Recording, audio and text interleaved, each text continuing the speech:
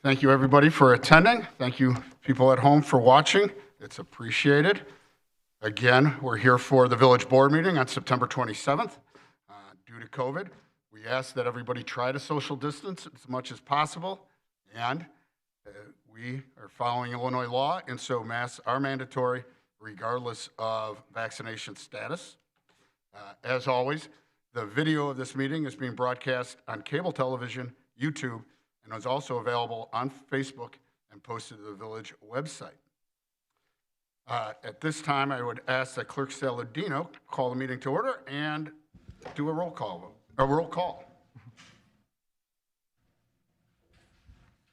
Trustee Augustine? Here.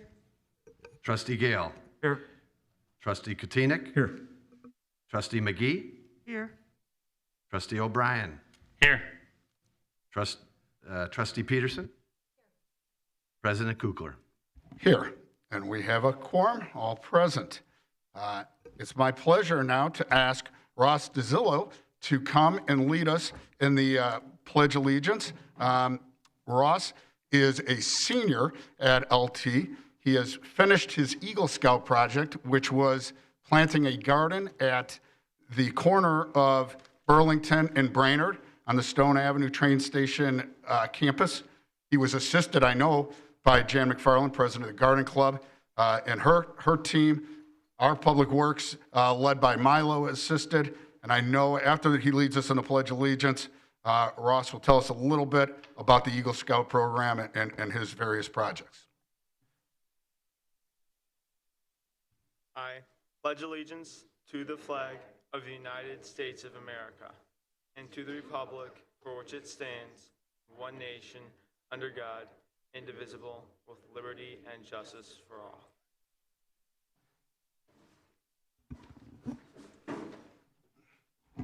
So, my Eagle Scout project was to construct a butterfly garden at the corner of Stone Avenue train station by Burlington and Brainerd.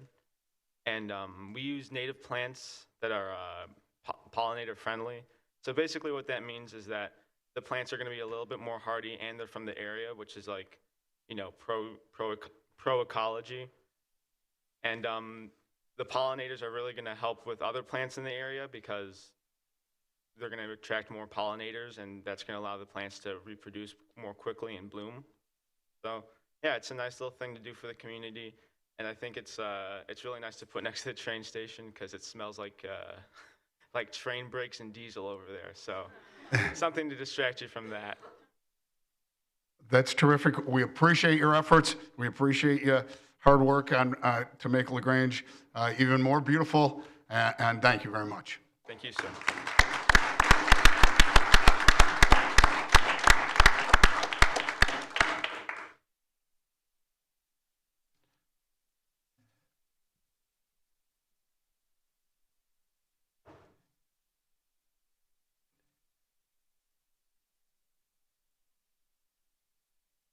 Next up, we normally would have the president's report, but since we don't have any matters under current business, and as part of the president's report, we're going to have the workshop meeting on the theater, I think it would make sense to redo a little bit the agenda orders. And so at this time, I would ask if there's any public comments regarding agenda items.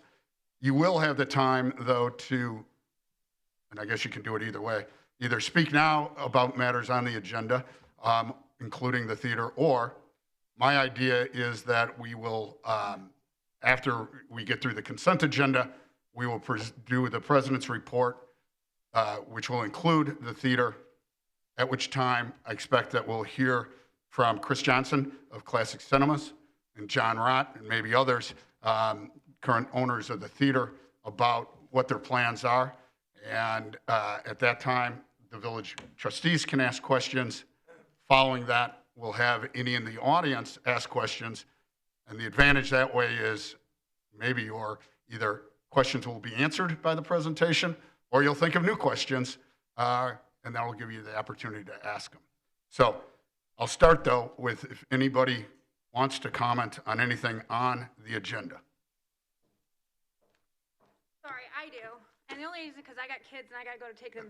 That's all right. You just, even though you're married to a trustee, you have to say your name. You have to say apologize. I'm not here as a spouse or a resident. And for those who don't know me, my name is Kristen Gale, and I'm a resident of Lagrange.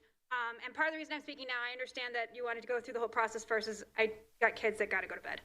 So I grew up around here, and I went to the movie theater often, and as an adult, I've had dates with my husband at the movie theater.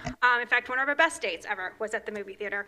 And I'm here to tell the board that I'm against any deal with the theater that does not recoup the taxes that were given to it in exchange for an agreement that would continue to be a movie theater. I'm here because I'm against corporate socialism. By that I mean reduction of taxes to keep a business in business, privatizing profits while foisting losses on the government, i.e. me, the taxpayer. In this instance, my understanding is the movie theater received $1 million in exchange for an agreement that would remain a movie theater. That deal was not limited in time, and it certainly wasn't for 12 years. Now, I'm okay with that deal being over, but I want the village's money back, prorated for the 12 years that it operated as a movie theater. But you don't get to keep our money. There are a lot of issues in this community that are unrelated to the business community's concerns. Many of you know about my traffic concerns. Just this morning, I was that crazy old lady yelling at a teenager who didn't stop at a stop sign. Chief truly deputized me. I would get so many people tickets. And we also, as I know, have a pretty significant stormwater problem that $1 million would be quite useful to assist in stopping. I want to remind the board that it voted at the business community's behest and against many residents' wishes to not raise the minimum wage. An action here for giving taxes to a business without any recompense to the village just reinforces the perception that the board will choose a businesses over its own residences. I am actually kind of disgusted by how much I hear from the business community in Lagrange, the fear-mongering and how it might leave Lagrange, how they're suffering. And, you know, we're not a charity to ensure that your business makes money. In fact, this whole past 18 years, a lot of people have bent over backwards to keep those businesses in business during COVID. And this constant droning on that if the village doesn't do what it wants, when you want, you're gonna have to shut down or won't be able to make as much money as them is tiresome. I don't quite believe you. And quite frankly, the opposite of capitalism that you all claim to follow. I have also heard many in the business community think our downtown is struggling. Anyone who tries to get parking most nights near downtown would disagree, including myself. Our community and our downtown are flourishing. If your business is not, perhaps you should look inward. I wanted to thank the village's staff for all of their work. They do not do what the businesses ask, what they want. They don't do it when they want, how they want it, and for whatever cost. They're doing their job. If your business, they're doing their job, making sure a business's plans work for our community. And I really thank you for it. To be clear, I like the theater and I hope it stays. But I do not support and ask you to not support any deal that ends up being a donation to a business so they can make as much profit as they projected. If that means no theater, so be it. That's capitalism. I don't think Lagrange or any government entity should be bullied into donating to a business to keep them open. Thank you. Thank you, Ms. Gale. Again, we don't need to have somebody counter that argument right now. And I'm sure the people that are presenting today will at least address some of those issues as part of their project, and people will have plenty of time to speak. So I'll ask final time if anybody has anything on the consent agenda or on today's agenda other than the theater. Seeing none, I would ask for the clerk Saladino to read the items under the consent agenda, followed by current business. Matters on the consent agenda will be considered by a single motion and vote because they already have been considered fully by the board at a previous meeting or have been determined to be of a routine nature. Any member of the Board of Trustees may request that an item be moved from the consent agenda to current business for separate consideration. Item A, Ordinance, amending sections 33.109 and 33.110 of Lagrange Code of Ordinances regarding the Environmental Quality Commission. Item B, agreement, approval of amended village manager employment agreement. Item C, minutes of the Village of Lagrange Board of Trustees regular meeting Monday, September 13th, 2021. Item D, consolidated voucher 210927. Thank you, Clerk Saladino. And if you could just officially state that we have nothing under current business, which is my understanding. Correct. There's nothing under the current business. Okay. With that, I would entertain a motion for approval of the consent items in a second. Make a motion to accept the consent agenda as presented. Thank you. Second. Beth, was it you, second? Thank you, Trustee Augustine. And Trustee Kotinik. Allowing Trustee Augustine? Yes, as previously stated, I recuse myself from voting on agenda items related to the village prosecutor. And before we entertain a vote, does anybody have any questions, comments on the consent agenda?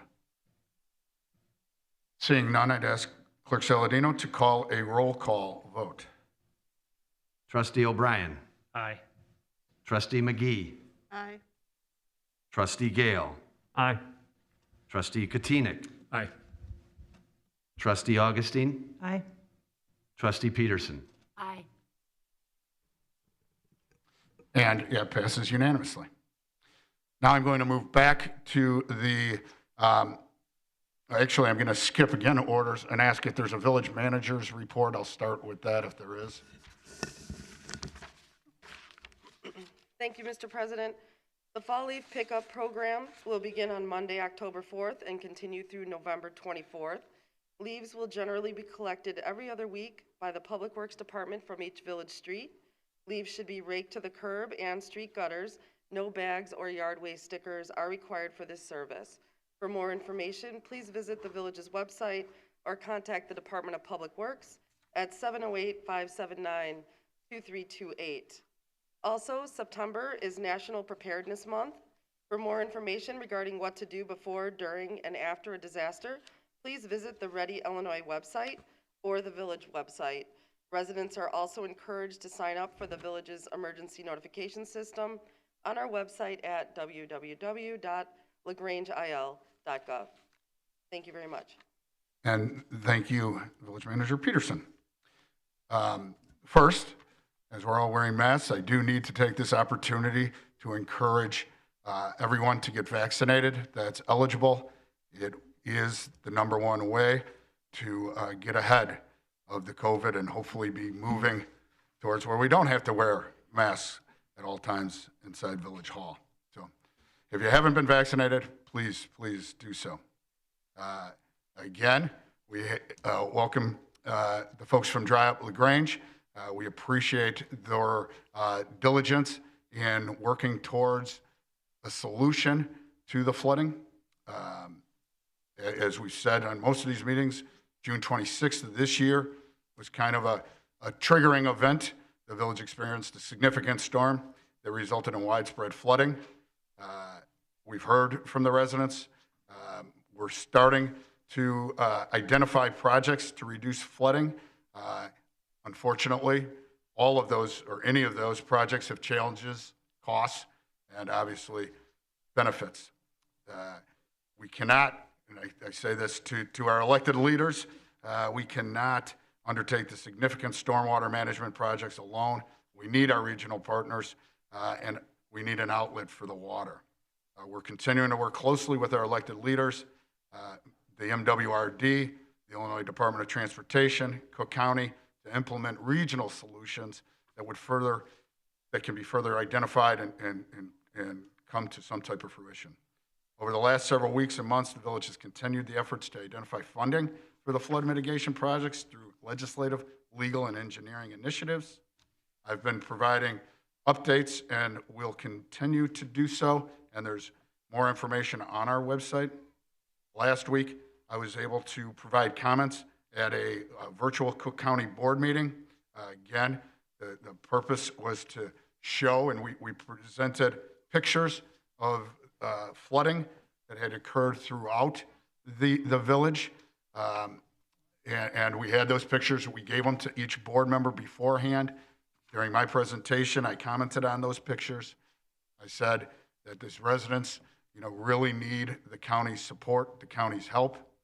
I also said that our businesses are greatly impacted by the flooding. Lagrange Road is impacted during these rain events. The businesses need their assistance. And lastly, getting to and from the hospital is dangerous or impossible during these heavy rain events. And so it's truly a regional matter, and we need the county's help. The county was given $1 billion from the federal government. A lot of that money has not been allocated. We would like a large amount for our village, whether that be $7 million or $20 million. We need their help, and we're hoping that President Preckwinkle and the Cook County Commissioners will be with us in trying to solve this regional issue. The village is also planning to apply for 2 grant programs by the end of the month. One's a FEMA BRIC BRIC program, and the other one's a FEMA HMP hazardous mitigation planning. We are going to apply for those. Obviously, they're FEMA, which means nationwide, but we'll do our best in trying to get those funded for us. At this time, one last thing, very important thing. It's absolutely my pleasure to announce the appointment of Richard Colby. Rick's the Director of Public Works. The village recently initiated a recruitment and selection process for the Director of Public Works. With the concurrence of the village board, a public search process through GovHR was conducted. While all of the finalists were highly qualified and would have been an asset to the village and the Public Works Department, it was determined that Rick Colby would be best meet the village's needs at this time. Rick possesses outstanding qualifications and exhibits strong communication and mentoring skills. He's a licensed, registered civil engineer, professional engineer, with a Master's of Business Administration and a Master's of Science in Civil Engineering, both from the University of Illinois. He also has a Bachelor's of Science degree in Civil Engineering from the U.S. Coast Guard Academy. Pursuant to Village Code, the Director of Public Works is appointed by the village president with the advice and consent of the Board of Trustees upon the recommendation of the village manager. I'm pleased to present Rick Colby to the village board, the community, and the men and women of our Public Works Department as our next Director of Public Works. And I hereby appoint Richard Colby as Director of Public Works for the Village of Lagrange, effective today, September 27, 21, and respectfully request your concurrence. Should you concur, it would then be appropriate for Clerk Saladino to administer the oath of office. So I believe, is this a roll call or voice vote? Okay, Clerk Saladino's telling me voice, and I think that was seconded by our attorney, so I'm sure it's correct. If you would conduct a voice vote. Sure, that makes more sense too. I'll make the motion to accept Richard Colby as the next village director of Public Works. Second. All those in favor? Aye. Any opposed? And it Motion passes approved. unanimously. Rick, and Rick's also a Lagrange resident, so I know he cares about all the issues that we all care about. We welcome you to their team. We look forward to working with you, and thanks for joining us.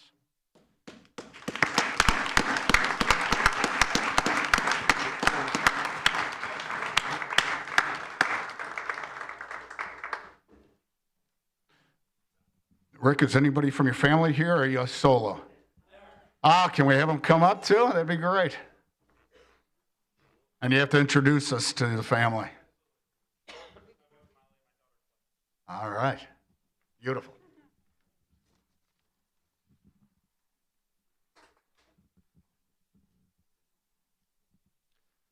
So we'll do the oath now.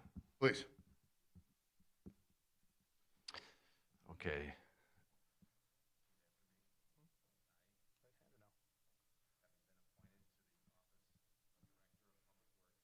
I, Richard Colby, having been appointed to the office of Director of Public Works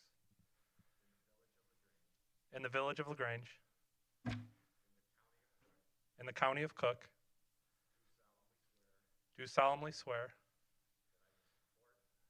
that I will support the Constitution of the United States the Constitution of the United States and the Constitution of the State of Illinois, and the Constitution of the State of Illinois, and that I will faithfully discharge the duties and that I will faithfully discharge the duties of the office of Director of Public Works of the office of Director of Public Works to the best of my ability. to the best of my abilities. Congratulations. Thank you.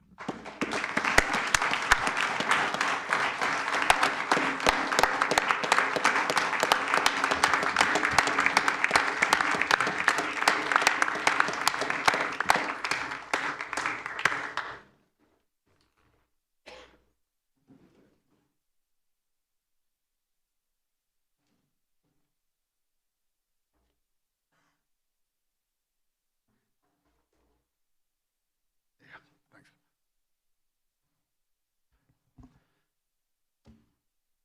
Thank you, Clerk Saladino. And now, moving on to our feature performance, the Lagrange Theater proposal. I'm going to read kind of in detail the board report because this matter's already started percolating on social media.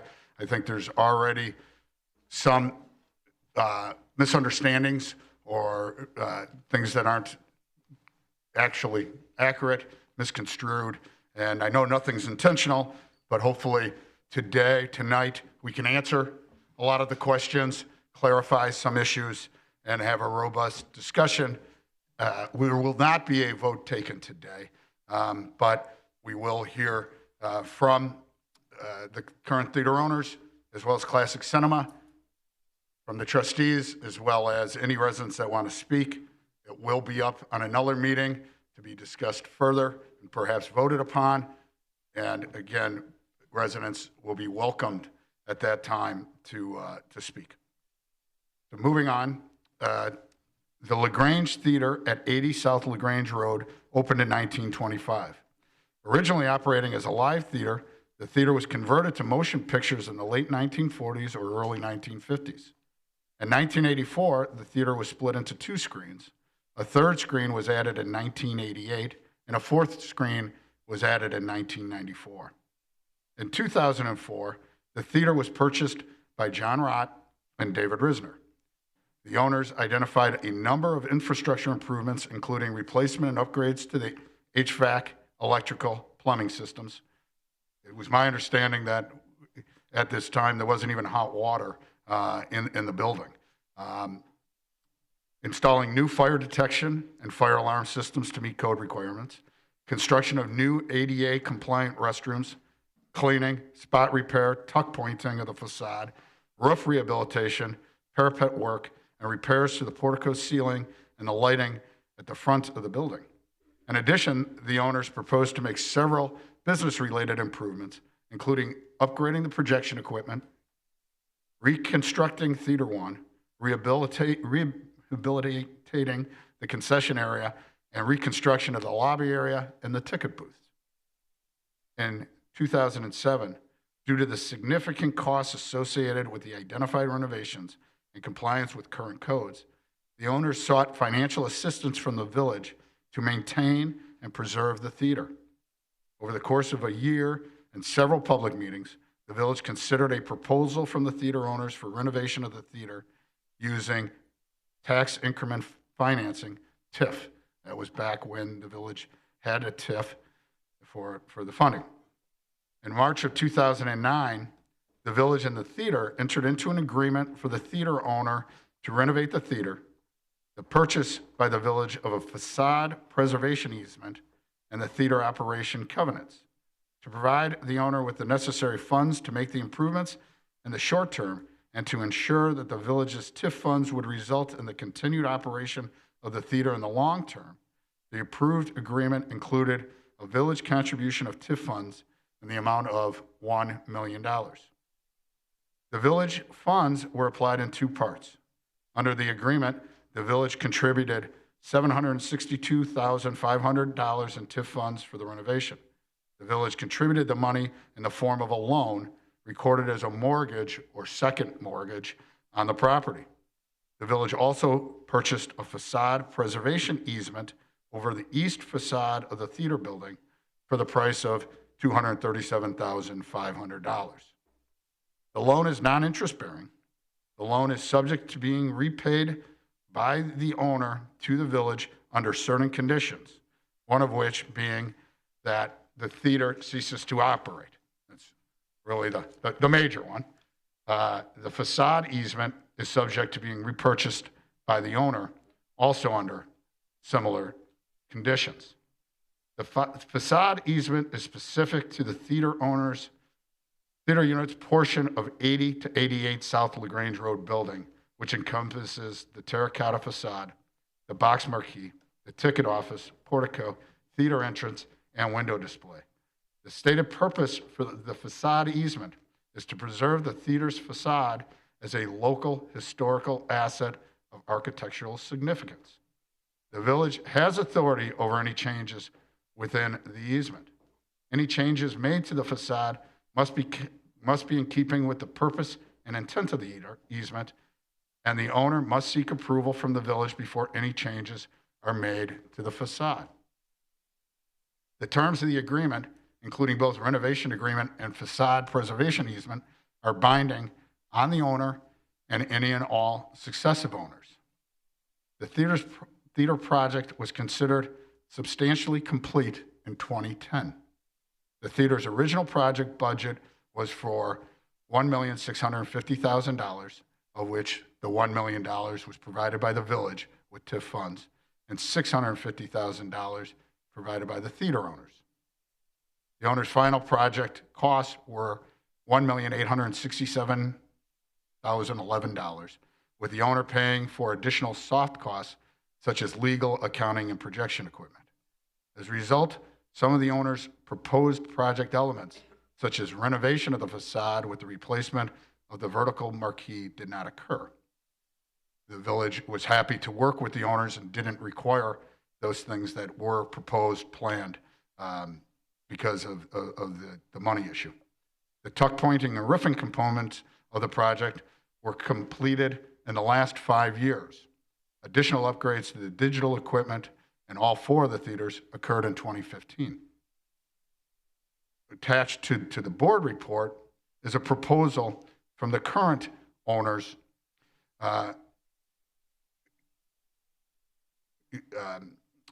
and the owners indicate that they are interested in pursuing an arrangement with Classic Cinema, where Classic Cinema would operate the theater through a long-term lease. Classic Cinema would also invest $1 million to bring the theater, at least $1 million, to bring the theater to current first-run industry standards. The owner has also recently provided, in addition to the proposed regarding a revenue-sharing payback period.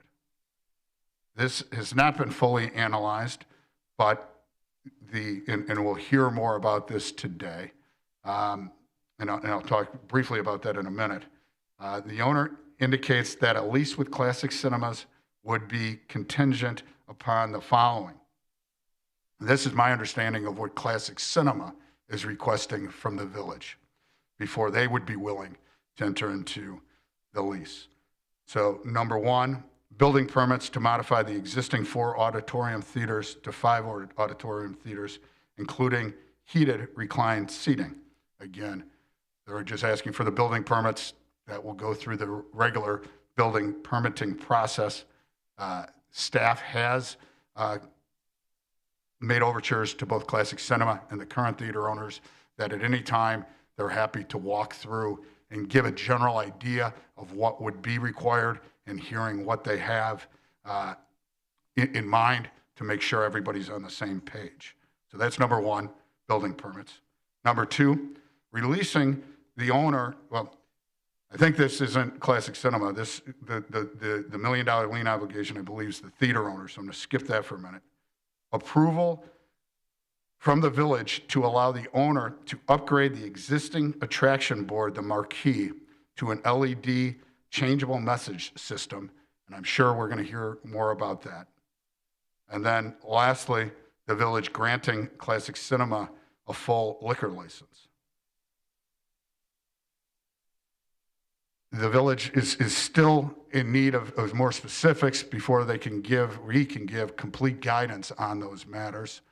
The liquor license, I think the trustees will be able to indicate support of or opposition to, as the case may be, but again, it would formally have to go to the Liquor Commission first. The sign, depending on what's being changed, would probably need to go before the design review. But again, the village board will have final say on these matters, and so they will be able to, if they choose, to give some feedback on those matters. Again, with regard to the $1 million, the current theater owners, which are John Rott and Dan Chop, are requesting, first, the initial request was that the village forgive that, waive the easement rights, and forgive the loan. I think that would have been difficult legally to do as stated. It definitely, at a minimum, would have required 6 votes, and the president would have had to vote on that. In the last week, Mr. Chop, Mr. Rott approached the village with a alternate proposal. It's a proposal that I know I spoke with both of them about, and some of the other trustees probably have also. And what it is a proposal that, again, Mr. Rott and Mr. Chop's proposal would be that they be, in exchange for being released from the facade easement, again, I'm not exactly sure all the particulars of what they want to be released from, and released from the mortgage, they would agree to share revenues that they're going to get in rent from Classic Cinema with the village. And I'll talk briefly about that, and then I'm sure that'll be addressed in more detail. But before going into that, I do want to say our agreement with the theater owners that was entered into 12 years ago says as long as you keep it as a movie theater, nothing has to change. The status quo can go on. So Classic Cinemas, it's my understanding, approached the current theater owners to buy the building, but the theater owners aren't interested at this time in selling it. But Classic Cinemas is willing to enter into a leasing agreement. And again, it's my understanding, they'll maybe talk more about it, that they've done something similar at the North Riverside Mall. And as part of the leasing agreement, the Classic Cinema will pay the theater owners a fixed monthly rent. That's $15,000 a month.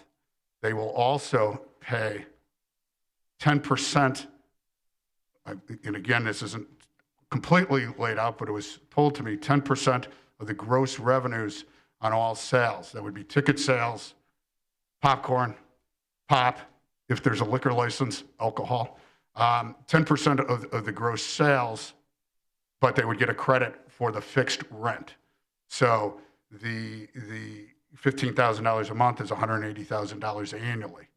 If the ticket revenue is in excess of $1.8 million, the Classic Cinema would be paying the theater owners 10% of that revenue generated. The theater owners have proposed, if they get rent in excess of $200,000, to split that with the village 50-50 for up to 10 years, except that the theater owners want a credit for any increase in property taxes. So if they're currently paying $100,000 in property taxes and their property taxes went up to $120,000, that $200,000 base would go to $220,000 base, at which time the theater owners would split their rent with the village. And again, the proposed time period for that, and I'm sure that they'll correct any mistakes I'm making in this, but the proposed time period in that is 10 years. So, again, what we're going to hear from, and I'm not sure in what order, but I believe we'll hear from the current theater owners and Classic Cinema. I want to, before they start, make sure that Mr. Ott and Mr. Chop know that the village appreciates their efforts with the movie theater, with all their endeavors in town. You're great citizens, you're great businessmen. We appreciate all that you've done for Lagrange, and thank you very much. We also want to warmly, enthusiastically welcome Classic Cinemas. Chris Johnson, his family, as many know, started with the Tivoli Theater. They're in a lot of suburbs now, and I'm sure Mr. Johnson will explain that in more detail. They're welcomed in all of the suburbs where they're at. They're highly coveted. They're sought after. There is no question, I think, that this board would love to have Classic Cinemas operating in Lagrange. And so that's clear. That's something that we do want to do if we can make it all work. So with that, I'll kind of turn it over to what I'll say the presenters, and then I'm almost open to if the trustees have a question that's jumping out and want to ask it while it's going, I would be fine with that. If you want to wait till it's over, then we can call them back to that. That'll be fine. I'm sure some people that are here will have some questions. I'd ask that it just will not work if you yell out questions. So you'll have to wait till we turn it over to questions from the audience. So thank you for your patience in that regard.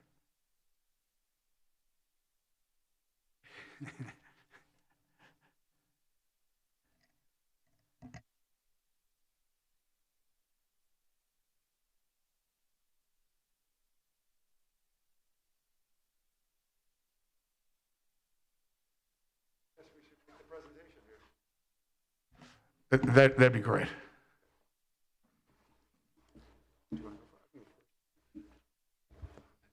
All right, my name is Chris Johnson. I am the owner and CEO of, it's actually Tivoli Enterprises. We operate under the name of Classic Cinemas, and we've been in business since 1978.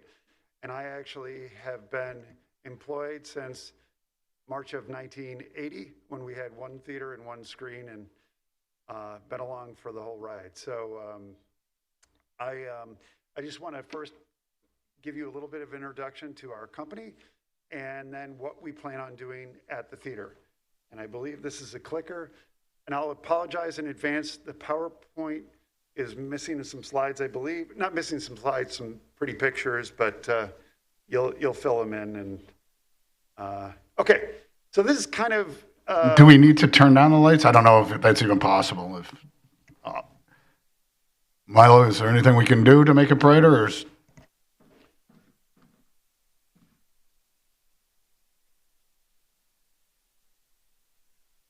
I mean,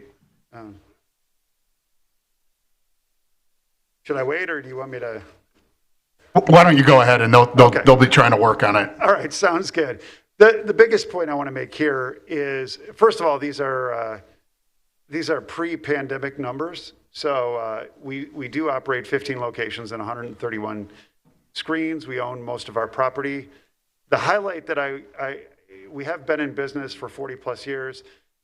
Not that Google reviews are everything, but we have over 14,000 of them, and actually our average is 4.63. And you know, well, pretty much all communities we're in, we have the highest rating of the competitive theaters. So people like us, and we try to do right by the community in everything that we do.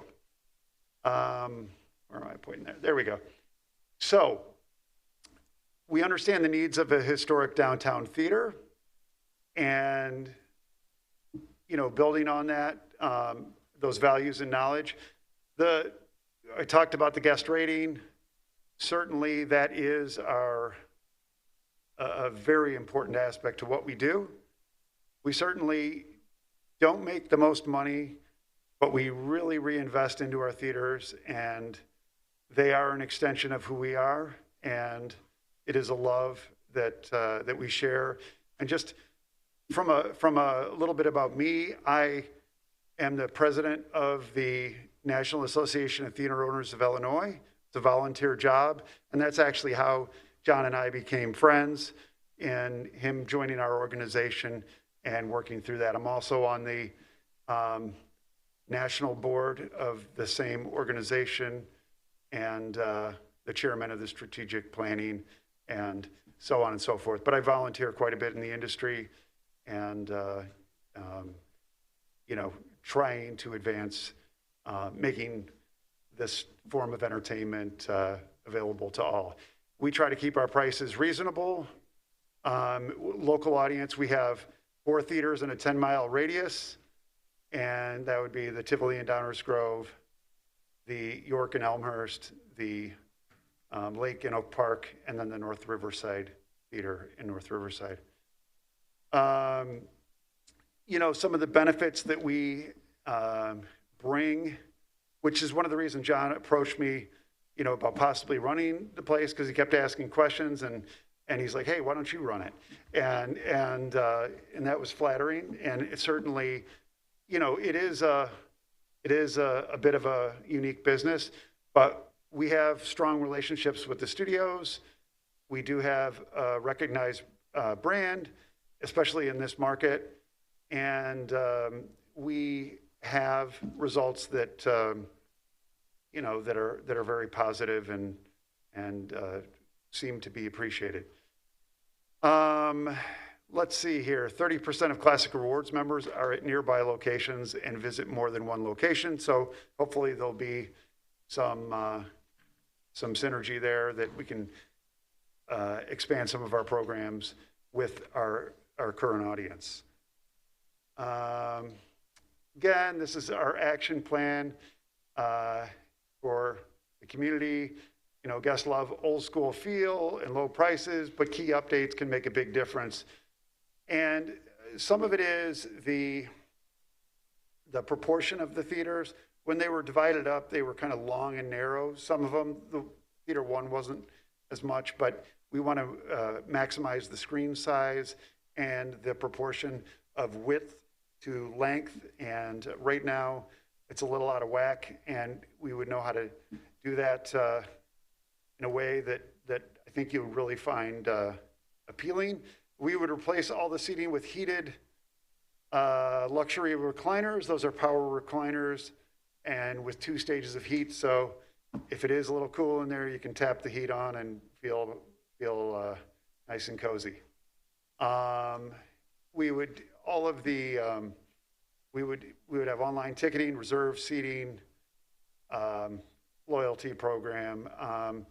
Talked about, I apologize, I jumped ahead, talked about the room proportions. We actually, in bringing our architect out, the backstage, we would actually be able to make that into 2. So we could actually make a 6-screen auditorium or 6-screen theater. And we would have to transition to first-run movies. Second-run movies are no longer a thing. Unfortunately, that was pre-pandemic, but the pandemic kind of killed that, put a nail in that coffin. This is part of my missing slides. It's a beautiful picture of the Tivoli right there. It's missing. The one upper right, kind of tough to see, but that's the York Theater, and that's after we renovated it. Down below is actually, these are all historic theaters. That's the Paramount Theater in Kankakee. It was a 1,100 seat theater, which is now 300 seats. And those are the heated recliner. It's a way of combining the old and the new. The Lake Theater in Oak Park, that's a marquee. We actually have had, it's not the world's best picture, but it definitely, we're not a gaudy marquee in that we'll use, from a resolution standpoint, we would do something that would be under a 4 millimeter pixel pitch, which is extremely tight.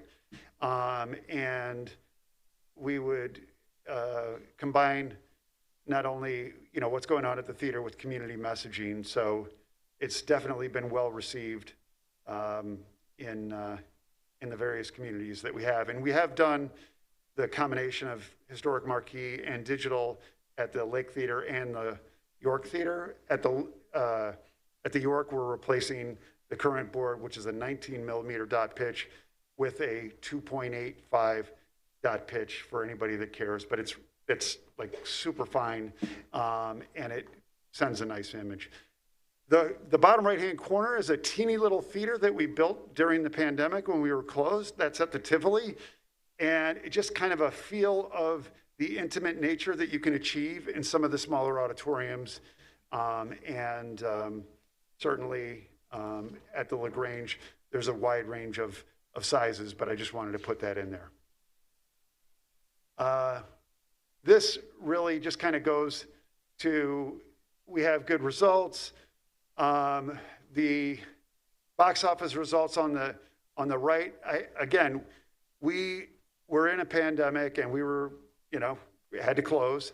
And then, so we're using all of our numbers back to March of first quarter of 2020. And the point of this is this in the Chicagoland market. Well, actually, I did this. I apologize. We did 3 DMAs: the Chicago, Madison, and Rockford, because those are the 3 markets we're in. But there was about 140 theaters, and in the top 20, we had 8 of the top 20 year-over-year increased theaters out of all the theaters that were out there, and the next best operator had 2. And I did want to put in this same time period, and this is not to shine any ill light on the Lagrange. The Lagrange was 124th with a negative 18% growth. And part of that is because of the having sub-run movies and, not having an upgraded facility. I'm not trying to disparage anything, but it is, all of the ones that are highlighted had to do with upgrading, and it really does make a difference. Okay. This is going back to the Tivoli. This is the little, I'll call it a storefront theater. Again, not exactly at the Lagrange. They would be bigger theaters. They would have a higher ceiling. But my point is, when you see the plans, some of the theaters look a little smaller, but you can make a very intimate and very comfortable and enjoyable viewing experience in a smaller space. And I wanted to share that. And let's see. Okay, so here, sorry, I was looking the wrong way. So this is a first blush of the layout of the theater. And I don't know if this has a pointer, but if you look on your left side, that is the lobby area. And so, I apologize. This is mirror image. So just pretend it's backwards, but that's terrible. The upper left is theater number 1, same size as it is now. But what that would do is it would increase the screen size, and that would have roughly 117 seats in it. And then what happens in the next 2 theaters, those used to go all the way down as deep as theater number 1, but the proportion was off on that. So we created this 3rd auditorium out of the 2. And I think you'll find that, again, all of these are the heated recliners. They're 6.5-foot row spacing, so plenty of comfort and ability to get through the aisles, and just a real enjoyable experience. And then we went to the very backstage. These are still the bathrooms as is, and which everything, was redone at that point in time is excellent. It just, some of the internal workings of the auditoriums, we just need to tweak. And so, again, the ability to take that one back auditorium and then take some unused space and create this sixth auditorium would really make a difference. You take a look at the seat counts and you'll say, wow, that's not much. It's roughly 315 comparatively to, I don't know what it originally was, but I'm guessing it was around 1,000 or so. But what you lose in seats, you gain in comfort and you gain in occupancy. And, the interesting in all of these cases, and I'll use North Riverside as an example, we had 1,800 seats when we took it over. And when we redid it, it came down to 600 seats, and we tripled the attendance with a third of the seats, and we since reseated again so that we could add 80 seats, but it was worth it because, having those extra seats just made such a difference. The point is that people don't mind sitting next to one another when you have 6.5 feet of row spacing and the chairs are extremely wide and comfortable. So that's kind of the layout of what we're planning on doing. I said we continue to enhance the guest experience, new website, introducing a mobile app, just all of although we're very small comparatively to the major players, we're certainly aware of the marketplace and of the industry, and would respond and keep a product, that people would be proud of. And I will tell you this, as somebody, that has been in the theater industry forever, it is a great place for not only first dates, family outings, and even, later marriage proposals and all the other exciting things. But it is a great place for a first job. And we have so many people who come back to us and have succeeded, in other endeavors, and thanked us for, laying the groundwork for what we have done at the theater. And I think that dovetails, and that was one of the appeals that John and Dan brought to the occasion, to the table, is how well they run all their businesses and how they're part of the community. And we certainly, have all sorts of community programs and would absolutely bring those to us. And I think my last slide was just a picture. We were in front of the theater with one of our vans, and I thought it just was a great fit. I know it's a little crazy, but we're ready to move our stuff over. But no, I just wanted to say that, it would be an honor to come to the downtown. It is something we're certainly familiar with, and would love to answer any questions. And maybe, I don't know if you want to answer questions on the movie theater first, or how would you like to proceed? I don't have a real strong preference. If any trustee would like to jump in with a question now, we can handle them now. And again, we're not waiving the right to question you later, Mr. Johnson. So I know that Trustee Gale, I believe, has a question or comment. It was just a quick one about the marquee that you showed. Yes. Is that comparable to what I don't even know if you guys have thought about it yet, what you're thinking about for here? Yeah, so we were looking at maintaining the existing marquee, the look and feel and everything. It would just be a matter of replacing the attraction boards so that you could appropriately advertise the 6 movies and the various events and things that are going on there. But we would do it in such a way that it would not disturb the overall look and feel of the marquee. It would be a hope at some point, and I don't want to extend it because it isn't in this proposal, to possibly get that vertical back to how it used to be. But a little bit about my dad is a historic theater nut, and his favorite thing is redoing signs. So it would be, that's his life goal, is to redo every sign to how it originally looked. But Yes, it would just be the white part there to answer your question. Thanks, that was it for now. Sure.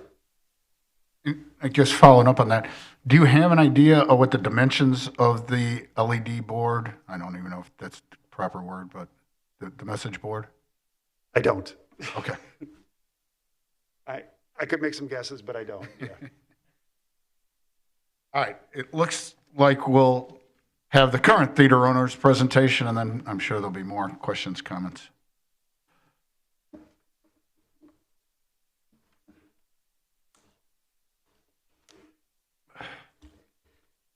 First of all, I just want to thank everyone for having us here to listen to this. That's a tough act to follow, obviously, because there's so much good and excitement in what Chris just showed us, and that's what's got us to this place to begin with. I mean, it's what got us here 15 years ago when I first purchased the property. It's truly always been about keeping a theater here in town. And everything we went through over those couple of years, back in 2009 and 2010, we went through a lot of these same questions and, about investing in a private-public partnership. And it truly is how we've always looked at this. And we truly believe this to be a community asset. And even back then when we modeled the business plan, it was for a break-even business as a way to keep the theater in town. I mean, most of my presentation here, President Kukler, was included in your report, and a good chunk of it also was in Chris's. But first, just the easy part is that, I mean, there's no doubt that we all want the same thing. And we believe that. I know that you guys believe that. I hope the community believes that. It's something that's really important to all of us. And the goal is keeping a viable theater here in town. I think it's also important, and I think you already brought this up, President Kukler, is that I think the original plan worked and the agreement worked. And we're really proud of that. We're proud of that we were able to keep the theater at a time when there was a lot of questions of whether it could stay. It needed a lot of work. You went through a lot of that stuff, and no, it did not have hot water when we first took it over. So we are really proud of that and really humbled by the support we've gotten from the community. But the reality is the world has changed, and the industry has changed, and it continues to change. And Chris talked about some of those things. We absolutely, myself, Dan, I know Chris obviously, believe in the long-term viability of the motion picture industry, even though it's still pretty devastated right now. And I won't make Chris share some of those numbers from the last couple of weekends. However, as he said, the sub-run model is dead. And this theater and our business plan had always been about a sub-run theater. And so it needs to become first run. When we first finished our renovations back in 2009, 2010, we had been at about 140,000 guests coming through. We jumped up and worked our way up to about 200,000, which put us pretty high up on that board back in those days. But as those numbers showed, the sub-run model was failing prior to the pandemic, and now after the pandemic does not exist. So part of that plan, all you have to do is look at what Chris just presented here, and you can see the excitement that Dan and I had when we started meeting with Chris. We started talking with him even pre-pandemic about doing some upgrades and remodel to the work that had been done. It had been about 10 years. The numbers were falling off. We were looking at kind of the same program and plan that we had done 10 years prior. And that was to bring in some new improved used seats because that's what the sub-run would support. Chris worked with us. We actually purchased all the seats when the pandemic first started. We were looking at doing some painting and some carpet and just some things like that. And we actually, when the pandemic started and we had to close, we looked at that as an opportunity and pulled all the seats out of there, not knowing that, a year and a half later, we would still be closed. So we had, Chris and I developed this friendship and business relationship through the years. He's been an incredible mentor to me, with this being his business. And again, I went to Chris and said, hey, this is what we're looking at. And unfortunately, with the pandemic going on, Chris had some time and came over to the theater, and we spent quite a bit of time over there. And he looked at us and said, what you're thinking about doing is going to really be a waste, and it's not going to accomplish what you want to accomplish of revitalizing and moving this to the next level again. Back in 2009 and 2010, the work we did do brought it up pretty much to the standard of the industry at the time. Over time, the platters and the actual film went away. We had to invest into the digital, and we did all of that and all the new sound and those types of things. But one of the things that he really talked about is, the new state-of-the-art upgraded theaters. Really, we needed to work on those proportions that he explained. There's still some of the bowl effect in the floor if you walk through there from when it was one theater. And then obviously kind of the icing on the cake per se is the fully reclined, heated power seats that I know I love when I go to the theater. But that's really where the standard was at the time. And so our model, and that's kind of what took us to this point, is how do we get from where we were to where we need to be? And it's just obvious that classic cinemas is a great answer to that. I had in here about, what the actual plan was, and I think, President Kukla, I think you pretty well represented the points. I don't know of anything in here that you didn't really get. But one of the things we also then came back with after, I don't know if everyone knows this or not, but we've really been talking since the pandemic started, and on and off a lot with President Kukla, some of the other trustees. Actually, some of the trustees have actually even changed during that time. It's been a process, even though it's just coming really out into the public more this week. It's something that we've really been working on. And so we wanted to find a way that I don't want anyone feeling like we're taking money away from somebody else. That's not who we are. That's not what this is. This is really about a community asset, and we really want this to be a win-win-win. And we truly believe a business like Chris just described to us up there is a win-win-win for everybody. There's also a reality to that. And the reality is, in order to attract and allow somebody like Chris and Classic Cinemas to come into town and make an investment of what is certainly going to be every bit of $1 million and probably well above that in post-pandemic pricing. The lease that we would have to put together with him is not a favorable lease.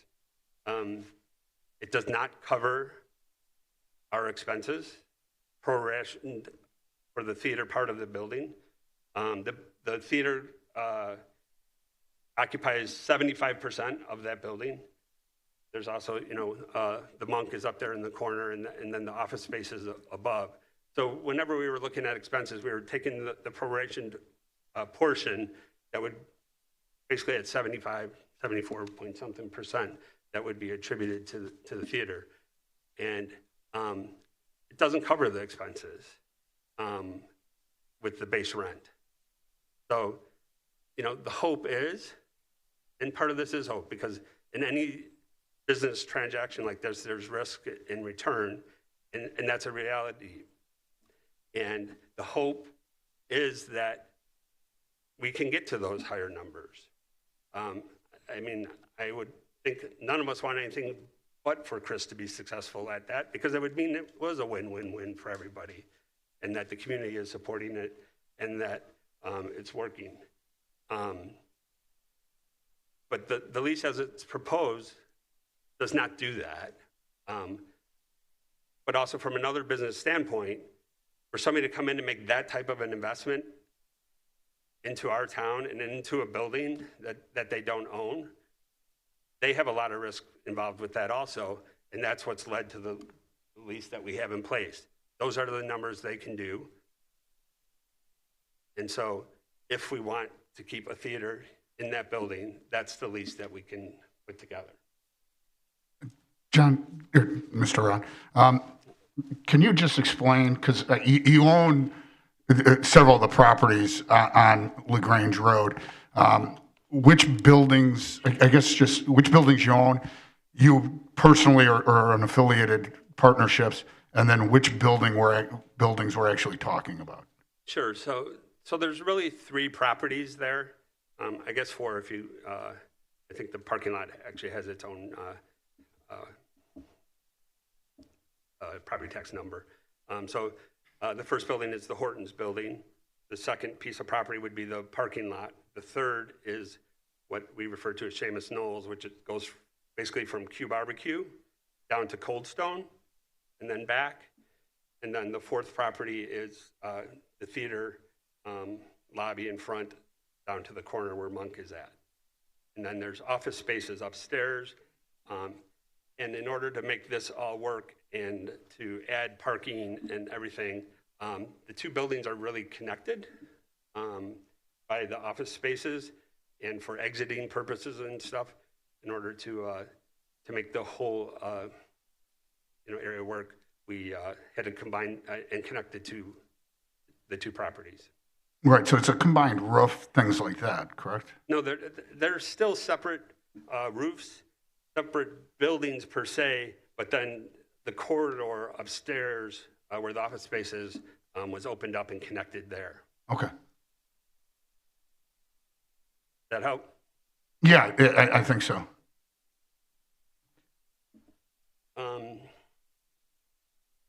So the only other, parts of this, the lien question, which is obviously the big question here, and, the removal of the lien and the forgiveness of the loan. Those negotiations, and when we were working at this, 12 years ago or whenever it was, I really believe that the main reason for the lien was to ensure that we kept it as a theater. And it was a big part of near the end of the negotiation as a way to make that work. But again, the reality is that the industry in the world has changed, and we can't really legislate or contract a business to stay viable. And the ironic part of that is, I really believe today that the best way for us to keep it as a viable theater is to turn it over to Classic Cinemas, the business operations of this theater. And while, as I told you, how proud we are of what we've accomplished, there's no ego here. If that's what's best, and that's the way that we can keep this theater, that's what I want.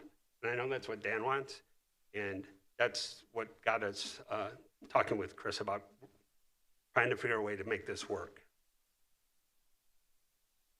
So, and just, in conclusion, as an investment, the risk of return of this is really upside down, but it's always been upside down because it was always a break-even at best model.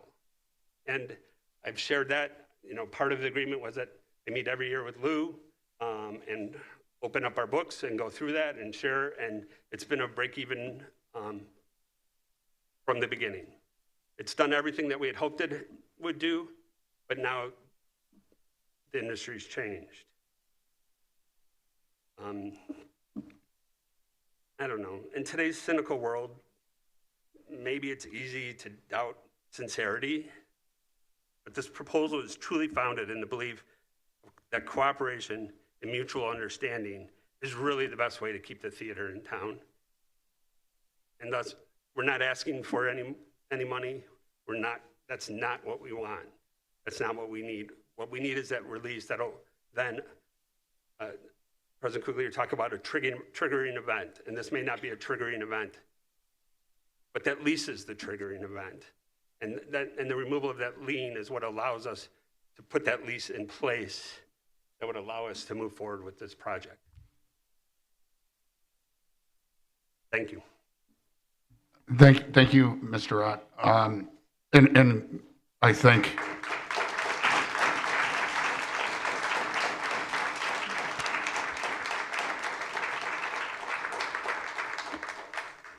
and I'll open it up for the trustees, but I think everybody can agree that we want classic cinema to come. Everybody can agree that classic cinema, with their experience in operating, is going to be a benefit to Lagrange. And before I open up to the trustees, the one question, and then I'll make a comment before the question's even answered, but my question's going to be about projections. Your numbers went up drastically when you did your rehab as a second-run theater. North Riverside's numbers tripled when classic cinema came in. I quite frankly think that the numbers in Lagrange are going to just be astronomical.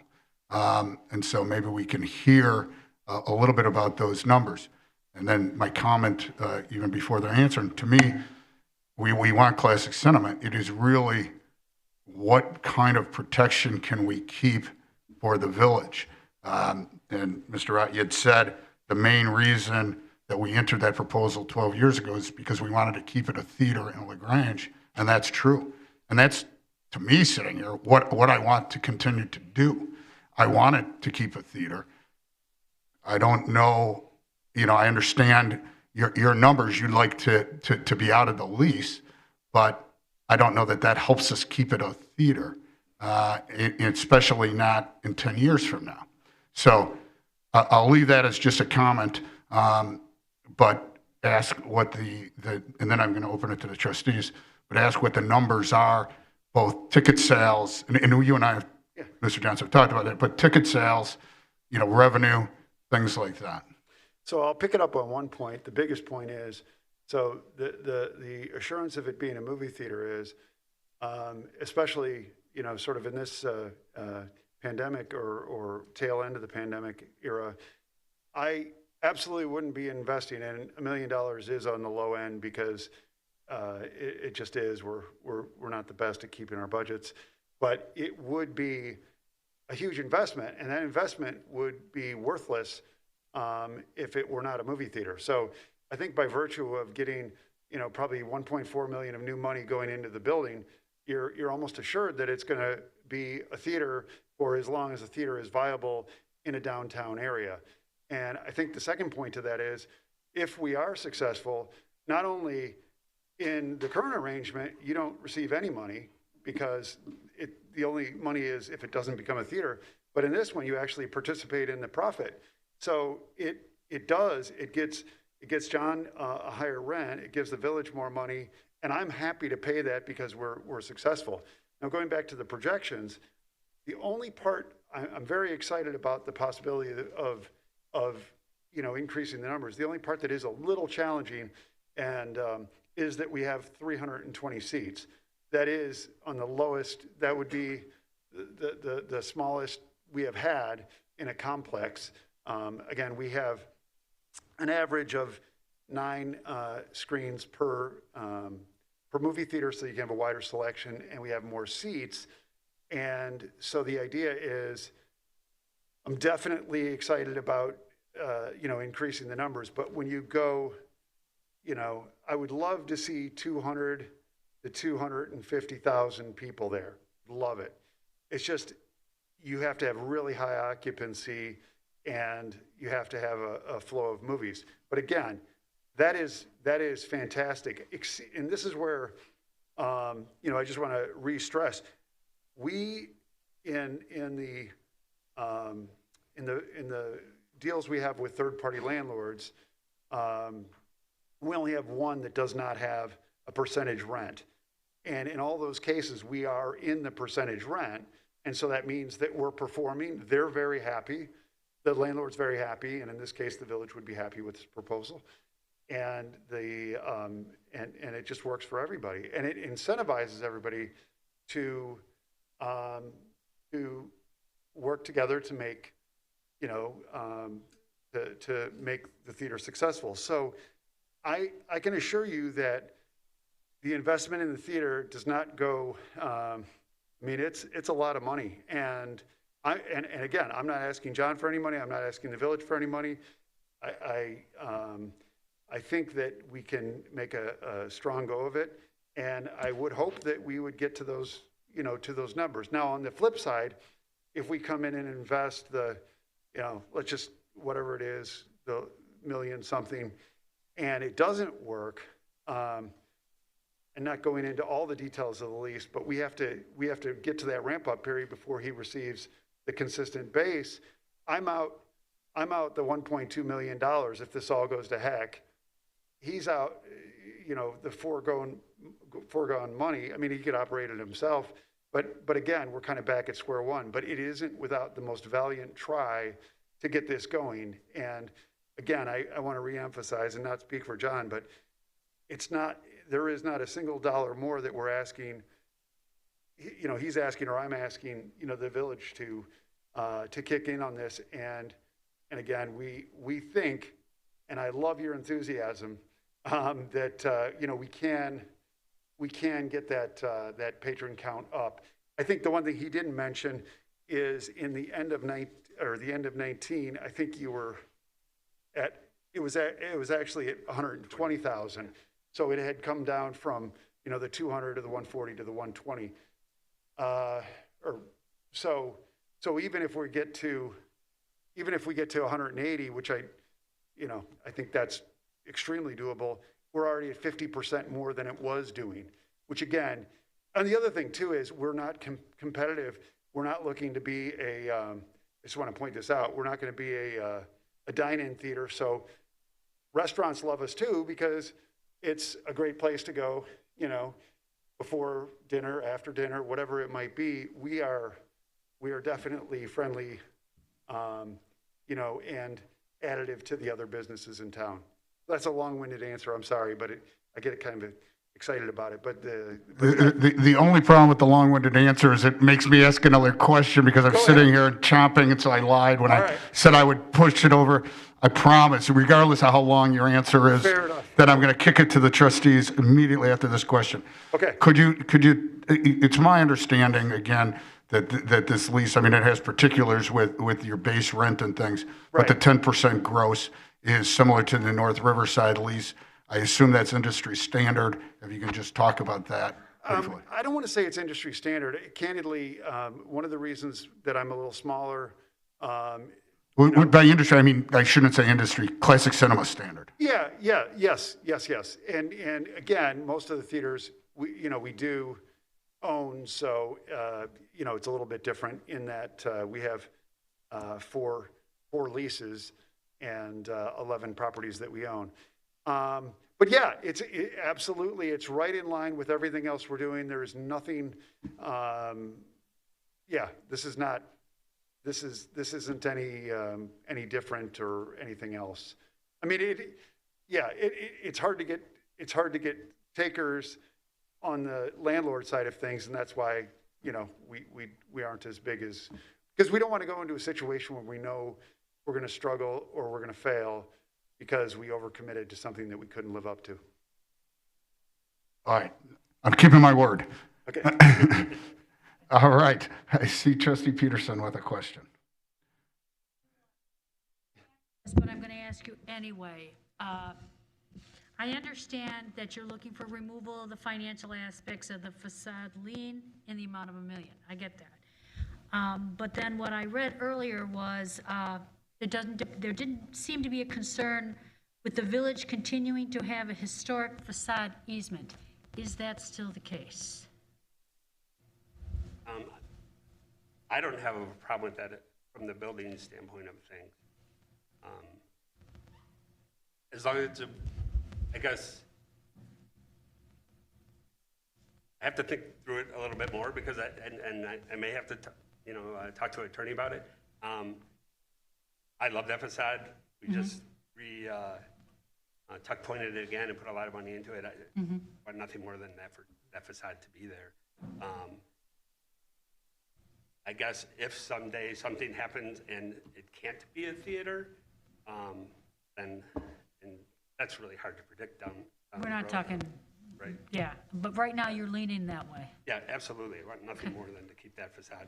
I think it's a cornerstone to our community, our businesses. Sure. I'm sorry, I didn't hear you. It's a cornerstone to our community and our business district for sure, so. Okay, I know we would like it. okay. So as long as it would allow us to, to put on those boards, then we would be fine. Trustee Gale. Thank you, Mr. President. Just a quick question about ticket prices. You mentioned, at least in your presentation, the average price sale. How would, if it becomes a first-run theater, how would the prices you would charge now compare to what John had previously been charging? Yeah, so, a lot has happened, but they would still be, my guess is that it would be probably $7 matinees, kids, $9 adults, $5 Tuesdays, we would always do that.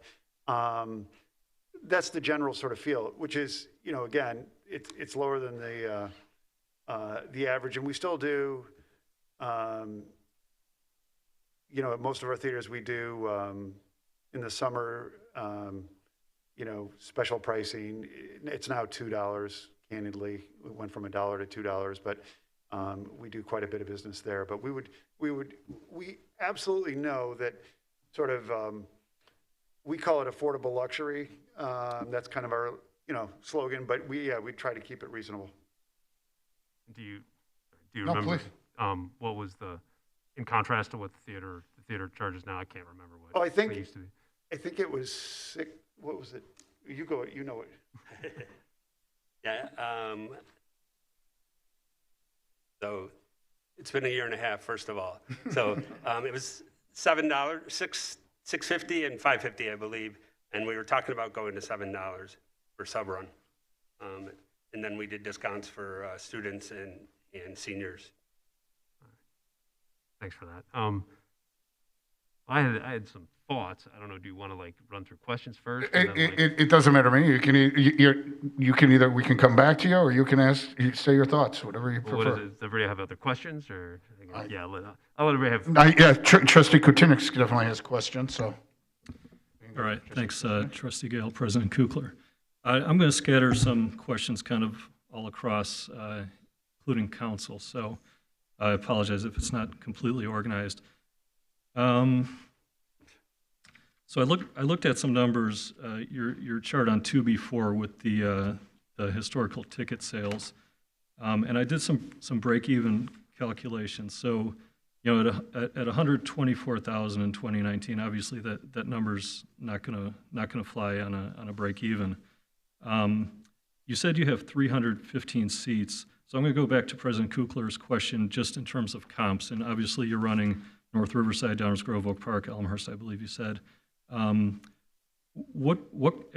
So you're comparing sub-run to first run, if I have the terminology correct.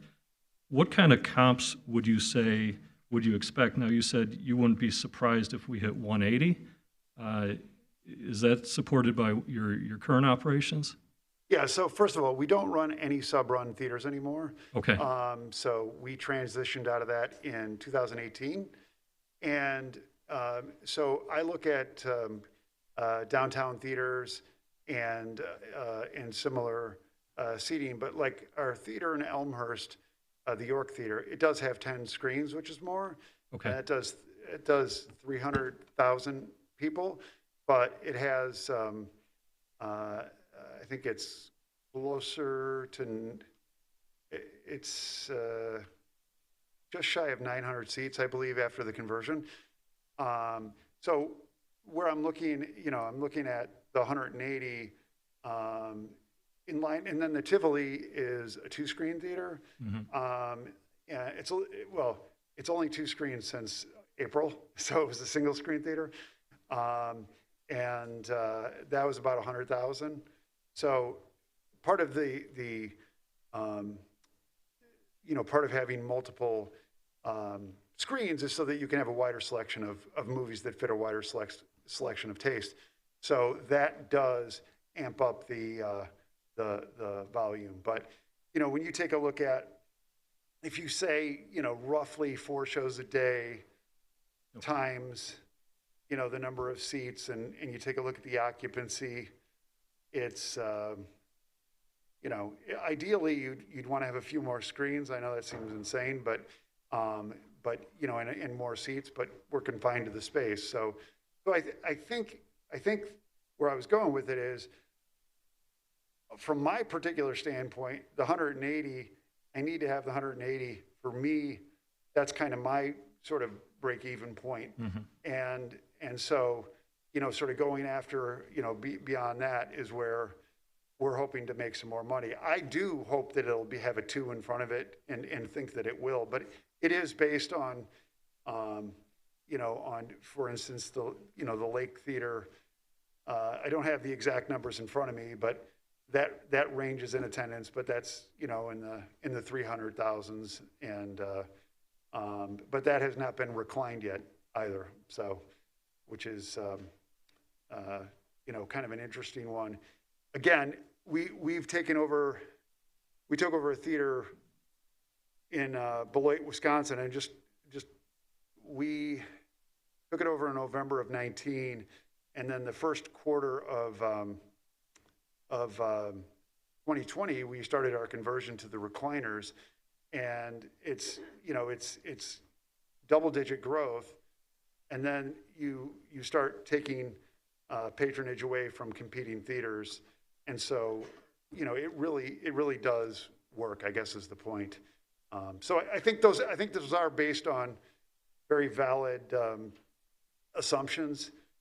I would say that the 30,000 a screen is actually probably was industry standard prior to the pandemic.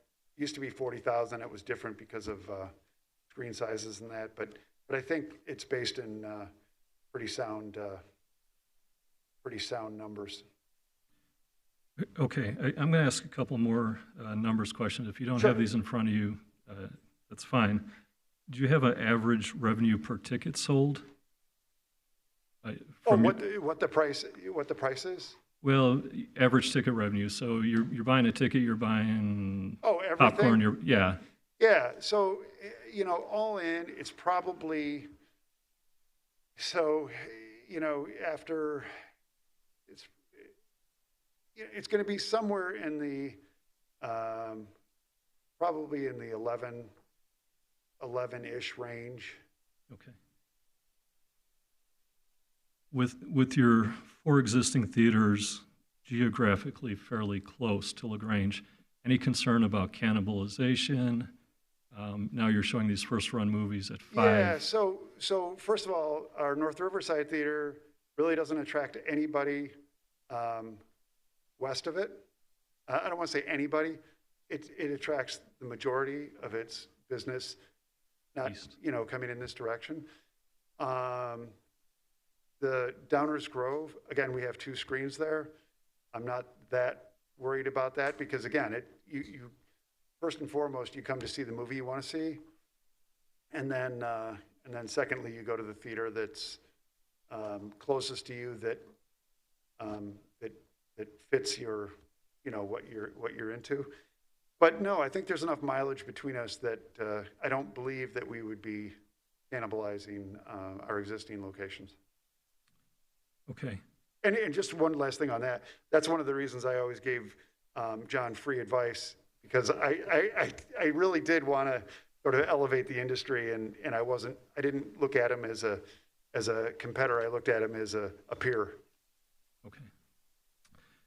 John, if I may, for you, when I went through the numbers and look at the long-term sustainability of the theater as is without this lease, is it fair to say that the future does not look bright? Yeah, absolutely. I mean, first of all, there's the whole sub-run thing, and I don't believe we don't have the clout. It's an industry where the studios have all the power, and so one of the things that Chris and Classic bring is the clout in order to get to first run, and then once you're past that, then the second part of the renovation and the investment that would need to go into there to bring it up to industry standards to be a first run that would draw the type of, the number of people that we need.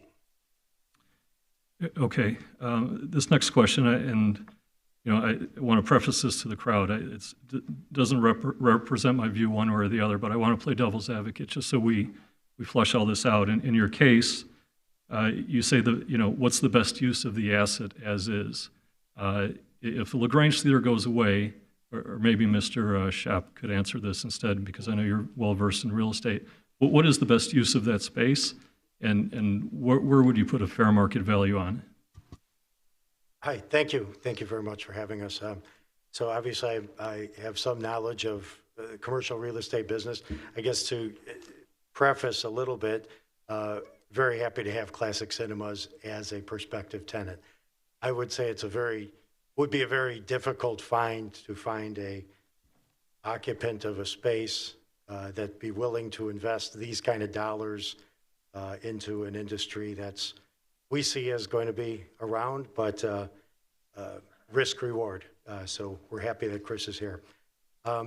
I don't know what the next step would be if the theater wasn't there. I think from John and mine perspective, our initial thought was to do our upgrade when the realization of what we were going to do the future was very bleak. It was just a Band-Aid on a situation that was declining. I can't imagine the theater not being there. I've grown up in this town. We want it to be here at whatever success that we can provide. The outside of a demolition of some sort and turning it into a commercial with residential in the upper floors, I don't think that's any of our intention. It isn't any of our intentions. Our intention is to remain the theater. But I guess to answer your question, what would be the highest and best use? I don't know that I would be able to find another tenant to come in and operate that theater or that building without significant investment to turn it into something completely different than what Lagrange already has. Okay. Mr. President, I'm just going to have one more question, Please, one more comment, if I may. Take your time. This is for council. And that's Mark Berkland. Yeah, our internal counsel. On the initial agreement with the theater, we've defined a repayment event, but just so the public is aware, this is a non-interest-bearing loan. The repayment is not defined by a date, but by circumstance to happen. So technically, this loan hypothetically could never be repaid, potentially could never be repaid as long as it remains a theater, correct? Correct. So I guess my closing comment, and again, it's not a positional statement, just a comment to noodle on. I did some break-evens with your numbers, gentlemen, and I at the high end I said 180,000 ticket sales. So I was pleased to hear that that's in your target as well, and probably on the lower end. But based on the economic model, that would bring us about on the revenue split, proposed revenue split, about 55,000 a year. You multiply that by 10, you get to about $500,000. So half that investment is recouped. So I think I like the approach on how President Kukler approached it, and how you guys have discussed a revenue share, and if that could be extended, from 10 years to 20 years, there's a high likability that the investment could be recouped over time, if that's something you guys would be willing to discuss. But in that vein, I see McDonald's used to call it a three-legged stool. This certainly fits that model, and that would be a win-win-win in my opinion. So thanks for your time, gentlemen. Well, let me jump in there because we'll have two CPAs here debating on numbers. I got 180,000 in ticket sales times 11 in revenue equaling 1.98. Yeah, I was using a break-even of $16 on the revenue per ticket, so we certainly can refine. We're going to have to sell some more popcorn. Maybe it'll be the liquor license that gets the number up. But that becomes my concern is if our revenue is at 2 million, the projected revenue is at 2 million, and our break-even doesn't kick in, maybe under 2 million, and the break-even doesn't kick in till 2 million. In fact, there'll be no revenue coming into the village. At least until that number goes up. So again, that's why, I mean, actually, I thought the number was 250,000 in ticket sales, which made it closer to the numbers Trustee Kotinik was expecting. So that kind of throws things a little bit up in the air. But I appreciate all your comments and thoughts. I think they're wonderful. Questions, comments? Trustee Augustine. Thank you, President Kukler. I'll probably have a few things to say throughout the evening as we hear from the folks in the gallery. And his other comments. Just so we're clear, I guess it doesn't matter. I guess we could. I don't know if we want to have trustee comments through while the gallery's speaking. We'll leave it up and play it by ear, or if we'll just have the residents, whoever in the gallery wants to speak, and then all the trustees answer. We'll have to see how it goes. Okay, well, I'll get a few things in here. I just don't want to take too much of the time. I have a few things to say. But first of all, thank you guys for coming, and for John and Dan for investing in this village for so long and doing such a wonderful job. I see a lot of folks out in the audience here who've invested in Lagrange, taking care of great businesses that we all love to go to. And for Chris Johnson to be considering us is quite a privilege. Thank you. I grew up here. I grew up here at a time period that was pretty interesting. That kind of was. My youth was when the things started to go from great to just okay. You know, we started to see malls competing for our businesses and our shoppers, and people were going there, and businesses were leaving us. We tried a few things to stop the bleeding.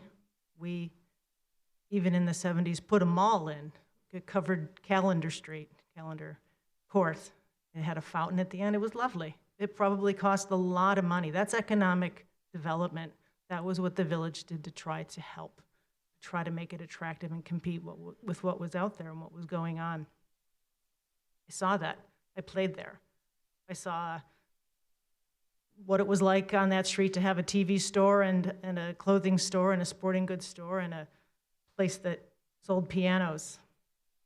A lot of diversity in businesses. But things kept changing.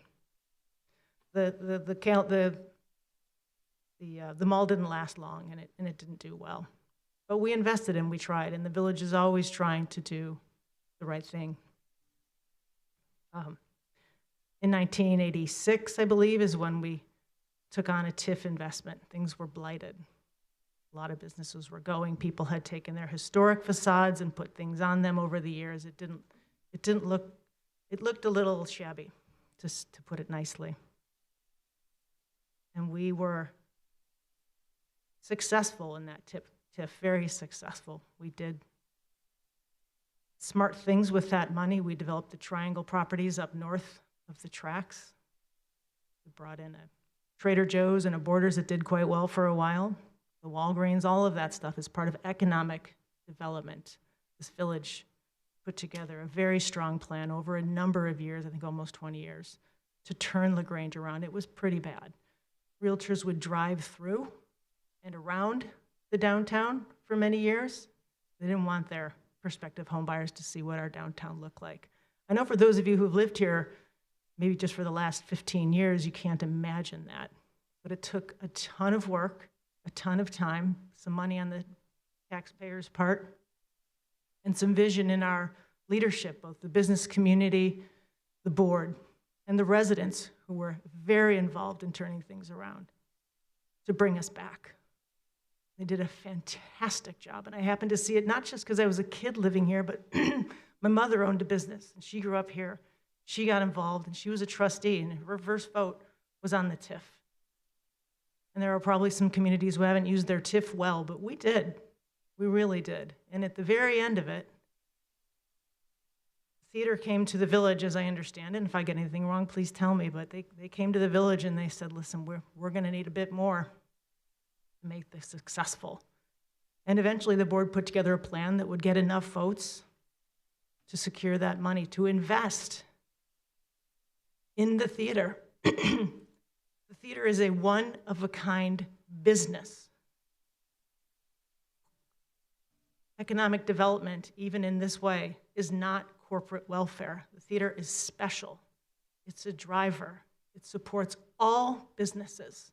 People go, as we've said, to eat, to drink, to shop before and or after a theater experience. And when people drive down the street and see a lit-up marquee, it says quite a bit about this town, that we've been able to keep this here. So we're talking a lot about actual dollars that have been spent and how much money do we get back? How do we get our money back? Well, the goal was never to get our money back. It was to keep a theater. Tonight we're hearing about a plan that will do that. It will make it better, and it stays. And we're all gonna do better as a result of that. We can't keep our theater. I don't know what to tell you. If the money comes back, it's, in my opinion, not worth it.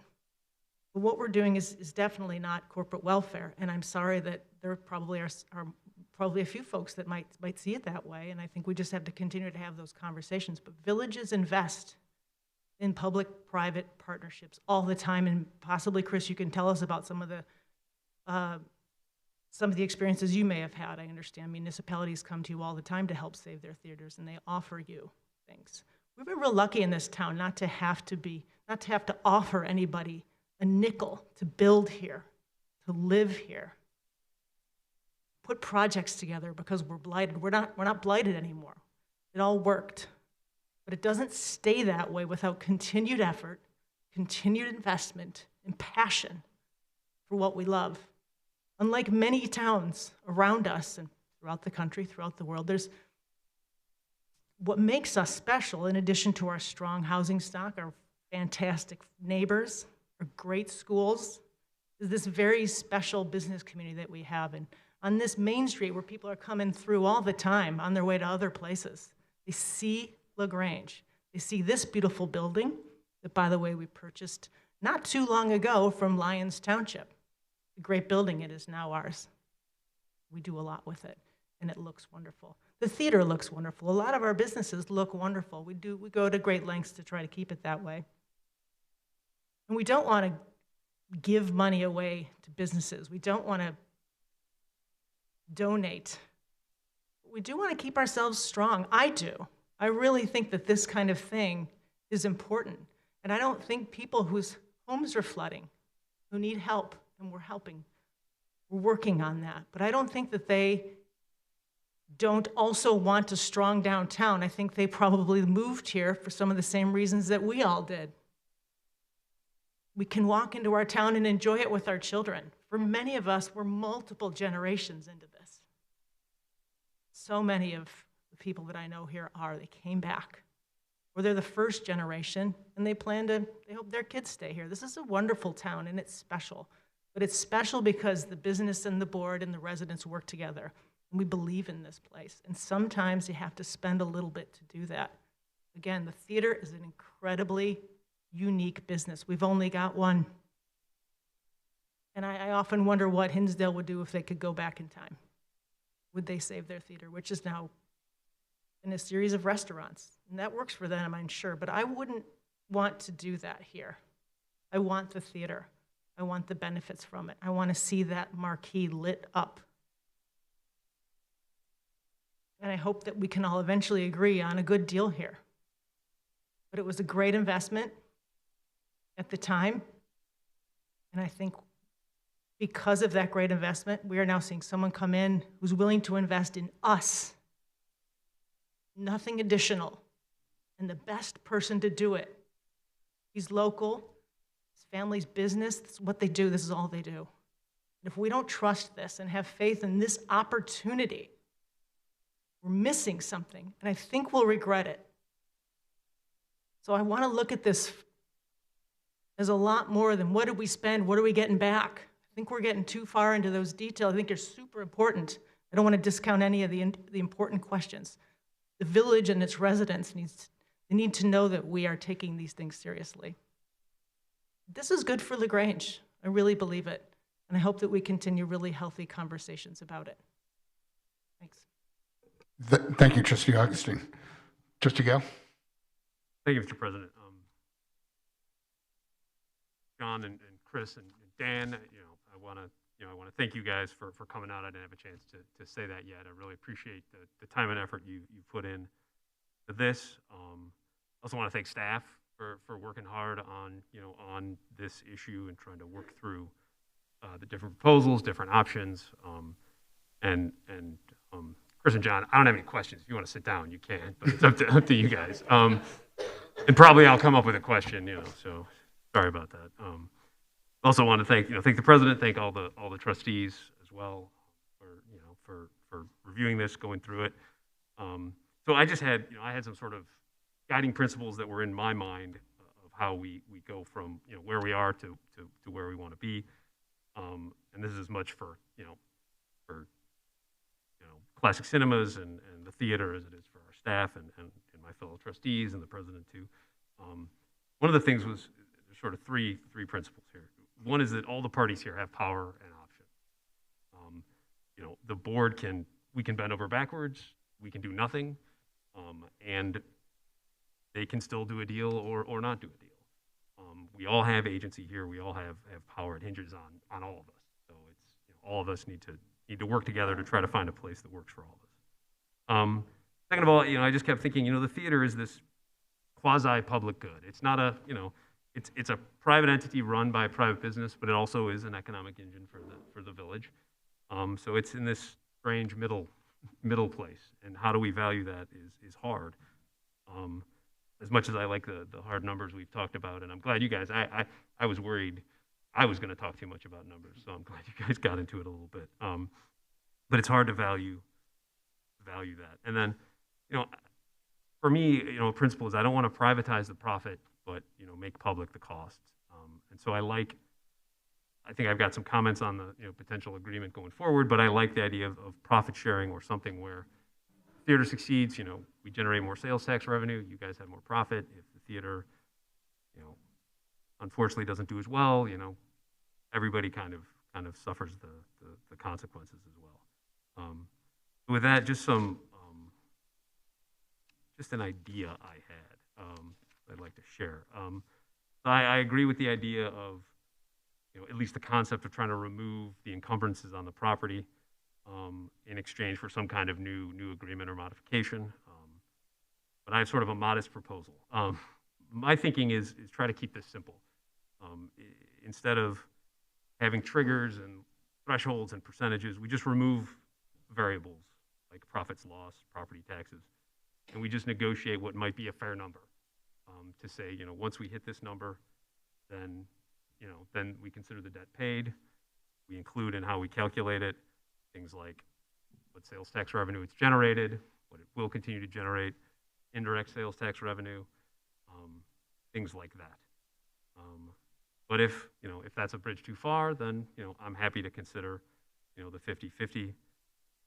And then another last idea would be, as I understand it, the offer, the ask is these encumbrances come off. To me, the risk for the village is the encumbrances come off, but then at some point, 5 years down the road, it's decided, we're not going to make a go of this anymore. We're going to sell the property, try to redevelop it, right? And that 50-50 split disappears. Maybe there's a triggering event that sort of incentivizes you to try to keep it a theater for a little longer. But that's those are sort of my thoughts and ideas on what we could do going forward. I think there's a lot of moving pieces here, so that we can find an agreement and a way to make this work. But I'm happy you guys are here talking to us, and I'm looking forward to hear what the residents have to say, and that's what I've got to share. Thanks. Thank you, Trustee Gale. I'd like to say something. Sure, Trustee McGee. Mr. President, I'd also like to thank you guys for all of your hard work and for coming out. And kind of to piggyback on what Trustee Gale said, there are a lot of moving pieces to all of this. And it's been stated previously that the Lagrange Theater has a very historical significance here to the community of Lagrange. I too, like Trustee Augustine and many of the residents that are here, I've grown up in Lagrange all of my life, and the theater has been a very important factor to me as a child. My parents utilized the theater. I, as a child, utilized it. I raised my family here and took my children there. And I even remember some events that I attended there for the community. The theater has been used for private events and just different things to impact our community. And so I really hope that we can come to some type of agreement that whatever happens, we're going to have somebody that's going to be disappointed. But I think the most important thing is that we all try to keep our residents and our community in the forefront and try to do what's best for the community. Someone's not going to be happy with the decision that is going to be made, but I would hate for us to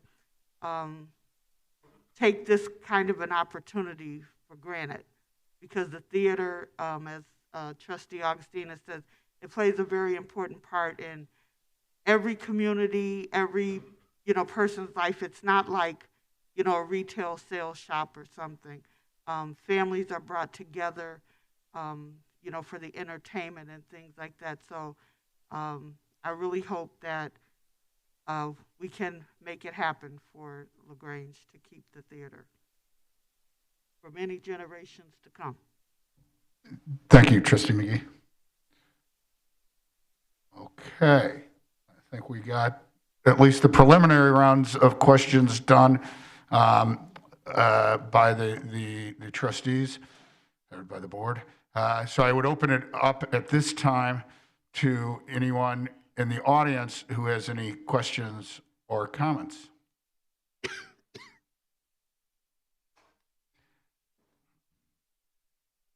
Mr. President, board members, and guests here today, I'm Steve Palmer. I own Palmer Place Restaurant. I'm also a resident of the village of Lagrange. And multiple opinions on this subject. Pre-COVID. Do I have to limit the time? Or? Pre-COVID and after COVID, thoughts on it too. But I will tell you one thing right off the bat. We talked about restaurants and things like that. I own a restaurant right across the street. There's another restaurant owner here tonight. Business after 10 o'clock disappeared. Where did it go? Well, Grange Theater's closed. There's certain early diners that would be sneaking in and, can I get a cheeseburger quick? We're trying to get to the movie. We're not getting that. It has affected our business, that affects our sales tax rate, that affects the money coming to Lagrange. So we're losing money, not only from ticket sales there, but you're losing money from restaurants because the theater's not open. Put that in your totals when you get to that $1 million somewhere. When we fought to get a TIF here, and I was knocking door to door, Jerry Bajam was with me knocking door to door. Your mom was with us walking door to door, trying to convince the village that we should have a TIF district. And it was a very contentious time at that. We got a TIF district passed, and you're correct, it was used wonderfully. But part of that TIF district in certain areas here was, let's buy property high, sell it back to the developers low, so we can get this new development done. Let's make things happen like that. Cots School got a TIF loan. Did Cots School pay back their TIF loan, or was that just a forgiven loan? I believe it was a forgiven loan. It wasn't a loan.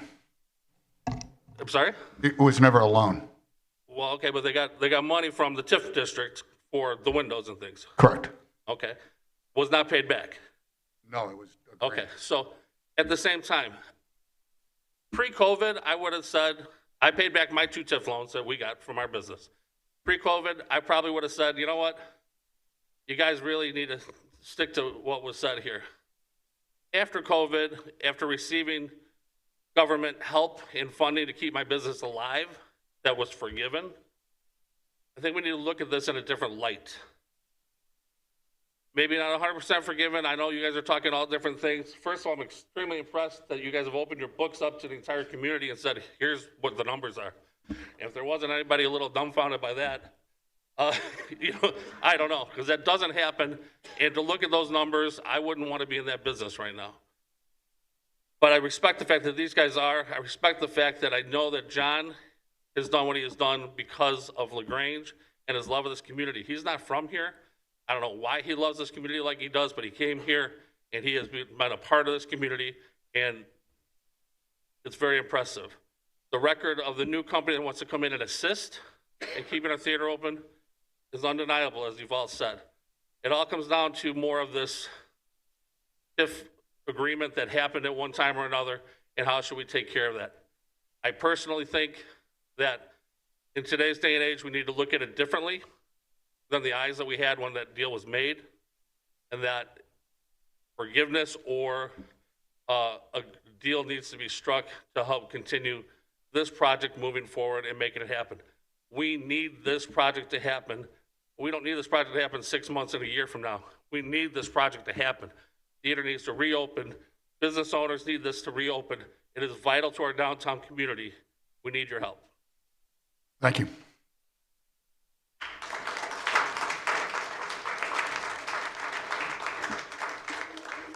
Good evening. My name is Jerry Berjan, 19 North Catherine. I'm here to just talk a little bit about the big picture of this whole thing. About 4 years ago, or we've been taking some hits in the downtown area in the last 4 years. 3 things come to mind. First, the challenges of retail, and it ain't going away soon. Think Pier 1, think Anderson Bookstore. Those are the 2 biggest examples, and try as we may, it's getting tough. We're ready to chop up Anderson in little pieces, and it's a shame. So that's one, and of course, COVID is another. We all know about that. And the third is real estate taxes. Some of you know they're like 2.5 times, commercial is 2.5 times higher than residential, the only county in the country that's like that. And that, we've seen tremendous spike in the last couple of months. That is going to make it more challenging for us to compete with Downers Grove or Elmhurst or other communities in DuPage County. Also, you're going to see, unfortunately, landlords don't have the money to keep maintaining their buildings, and hopefully I'm wrong, but you're going to see a slight deterioration there. The bottom line is we need a healthy movie theater, a downtown Lagrange movie theater, to help drive business. If the movie theater went away, I think it would be very demoralizing for the whole community in light of what's going on, and also detrimental to its economics. Thank you. Thank you.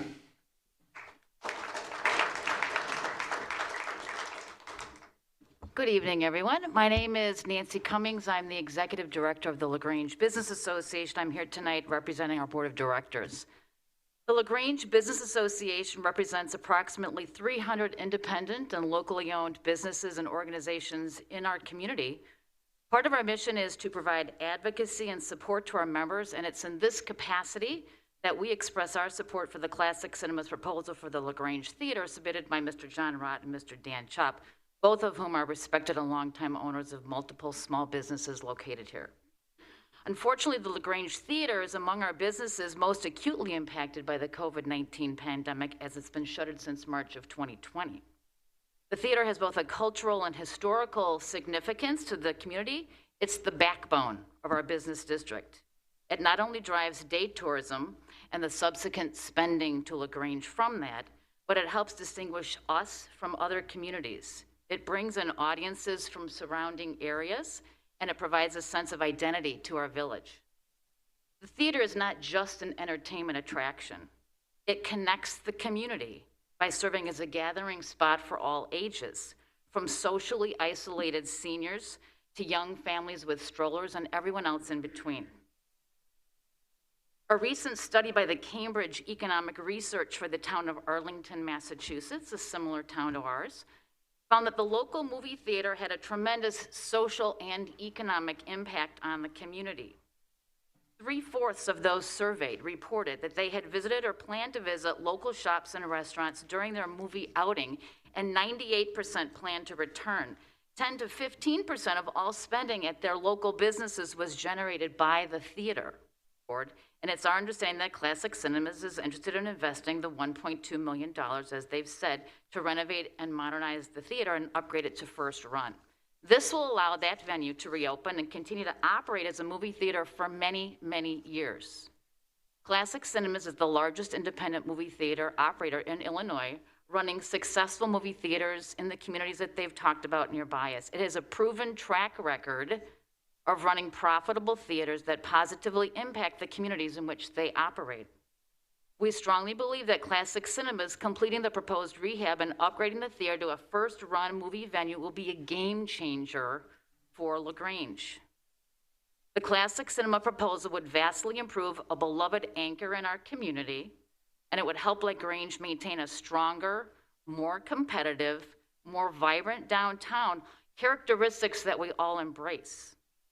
Along with the higher tax revenue produced by the first-run status of the theater, we believe the increased traffic into Lagrange will bring more shoppers, more diners, more residents to our retailers and restaurants, which will help shape the fabric of our business district. And we believe this will collectively increase sales for all of our small businesses, which in turn will benefit Lagrange economically.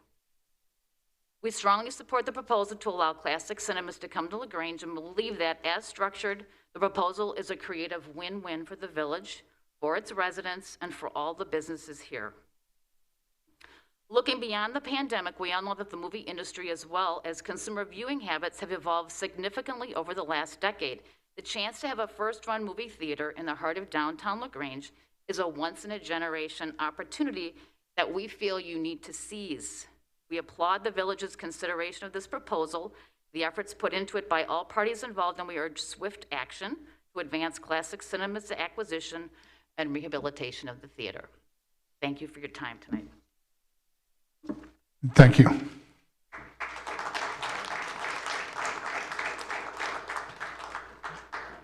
Hi, everybody. Hello. My name is Nick Angus. I am a current resident of Lagrange with my wife and 3 children, plus a business owner downtown. I grew up, even though I lived a little bit west, my parents owned businesses in Lagrange since 1964 and were building owners also. So I do have a long history here. And as some people have been talking, it's kind of nodding my head, remembering kind of the ups and downs of the town. I would say this. To me, the most iconic part of the downtown area is the Lagrange Theater. And if it were to go away, I think it would be devastating. What would go there in its place? I mean, honestly, I would have no idea. But I remember going there as a child. I remember going there as an adult. When we moved into town, my kids loved the fact that we had a local theater, embraced it. They've been invited to birthday parties there when they were children. It's an integral part of the town, and as been said earlier, not every town has a theater. And so to have that as a vibrant anchor to this town, I do believe it's so important. And as Steve had mentioned before, as far as restaurants go, theaters do draw businesses to the restaurants. We used to have a restaurant up in Niles that was in a shopping center that had a movie theater there, and we could gauge rushes by when the movie theaters were coming out because the people would flow right into our restaurant for either late night snacks or beforehand for dinner and such. And so the way I look at the money right now, the money's already been put in, and you're being given a chance to almost reinvest another $1 million. And that's really what it is. It's investment into the village of Lagrange.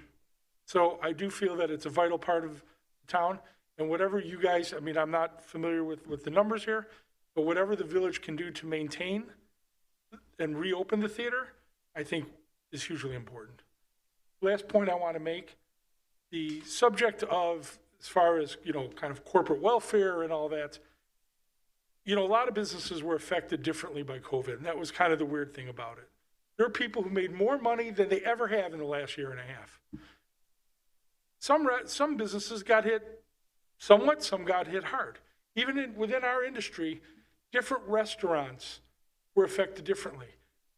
If you had a carry-out only pizza place, chances are you were doing better business in the last year than you were in the previous year. I can think of a restaurant that was right down the block in Countryside. I guarantee you their sales were up there last year for the year before, because the social media press they got was so enormous that they were just literally turning people away.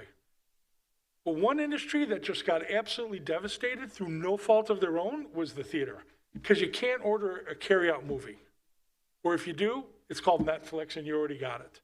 And so really there was nothing that the theater owners could have done to avoid this kind of devastation to their business. Thank you. Thank you.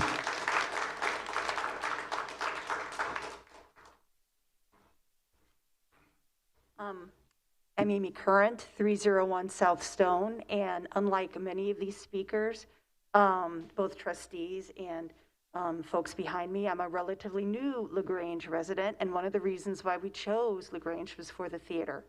So I think that perspective should be appreciated. In addition to the fact, I wanted to touch on something that the previous speaker also mentioned, and that is the elephant in the room, Netflix. Disney Plus, the streaming services. We all want the theater to be open, but we also want it to be profitable. And those are, I'm not a business person, I'm certainly not an industry insider, but I think those are two different things. And if it's going to take a liquor license, cushy seating, first run movies to make the movie theater viable and profitable, then bring it on. And if not, then if somebody else has another idea to keep the theater running, then I guess they're welcome to voice their opinion too. But this seems to me as just a moviegoer and a resident and a parent, like a no-brainer. Thank you.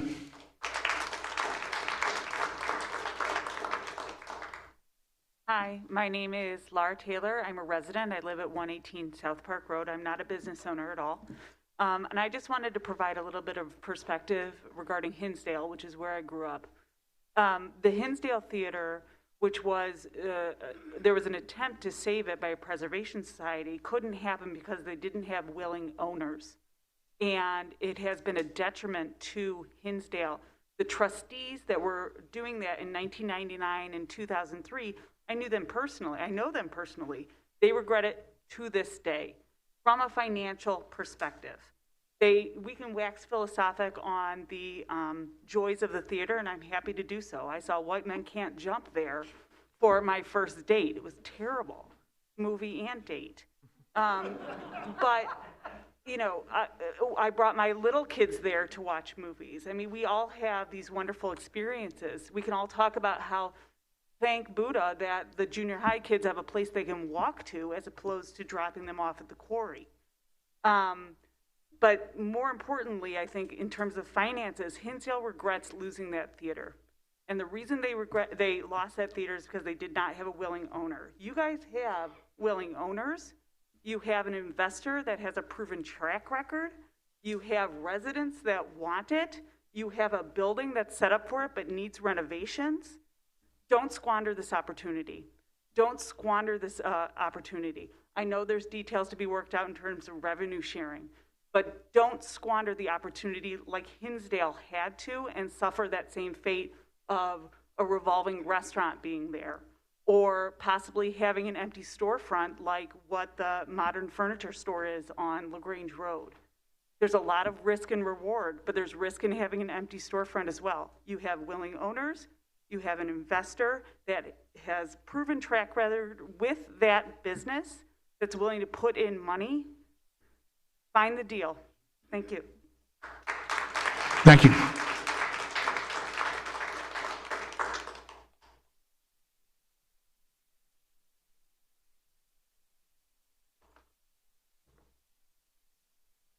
Thank you for my help.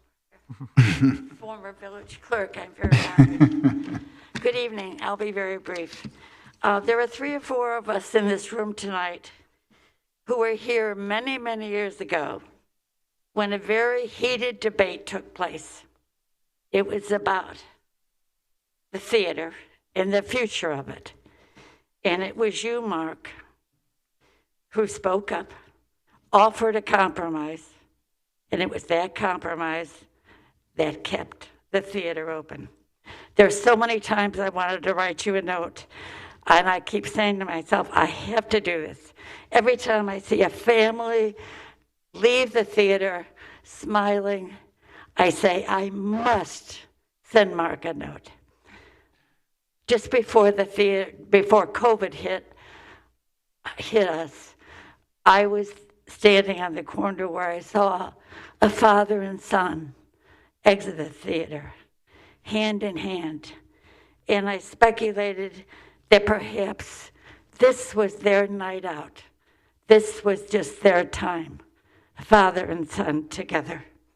Throughout my travels, and I've had the opportunity to travel, leaving the main highways, venturing into small towns throughout Indiana and Michigan, I would often see buildings that were once movie theaters. I knew this because the marquees remained, but now the only words on them were for rent, for sale, or they announced a civic event. As I viewed those shuttered theaters, I thought how fortunate I am to live in a community that has a local theater with a marquee that announces current showings and coming attractions. I understand things have changed. Just as there was once a ban on Sunday movies here in Lagrange because many adults feared movies corrupted our youth, and especially never on Sundays, we have moved forward. Yes, there are theaters at Yorktown and at the Quarry, but why should we have to travel there when we can have a theater here in our hometown? We have been asked to support local businesses many times over the years, especially during these past 18 months. And so many residents responded affirmatively. We want to shop, dine, and support those who contribute to and make for a healthy, vibrant community we call Lagrange. I believe we will support a newly refurbished theater. Finally, to you, Mark, for all the times I've neglected to thank you, for all the times I meant to send you a note, I'm going to publicly now thank you for offering the compromise you offered so many years ago in this very room. Well, thank you very much. And you've complimented me before many times, especially in front of my wife, who thinks you're my biggest fan, so I do appreciate it. And I appreciate all you've done for Lagrange.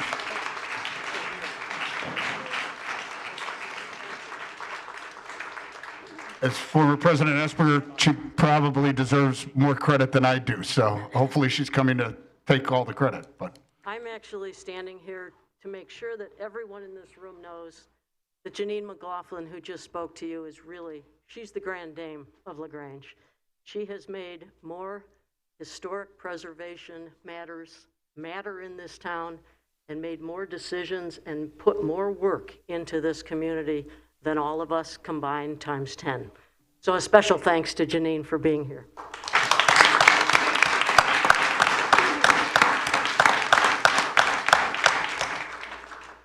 The only thing I want to add is to accent Janine's last comment about compromise. And President Kukler, you were the one who created the compromise that made this agreement possible, this agreement of the last 12 years.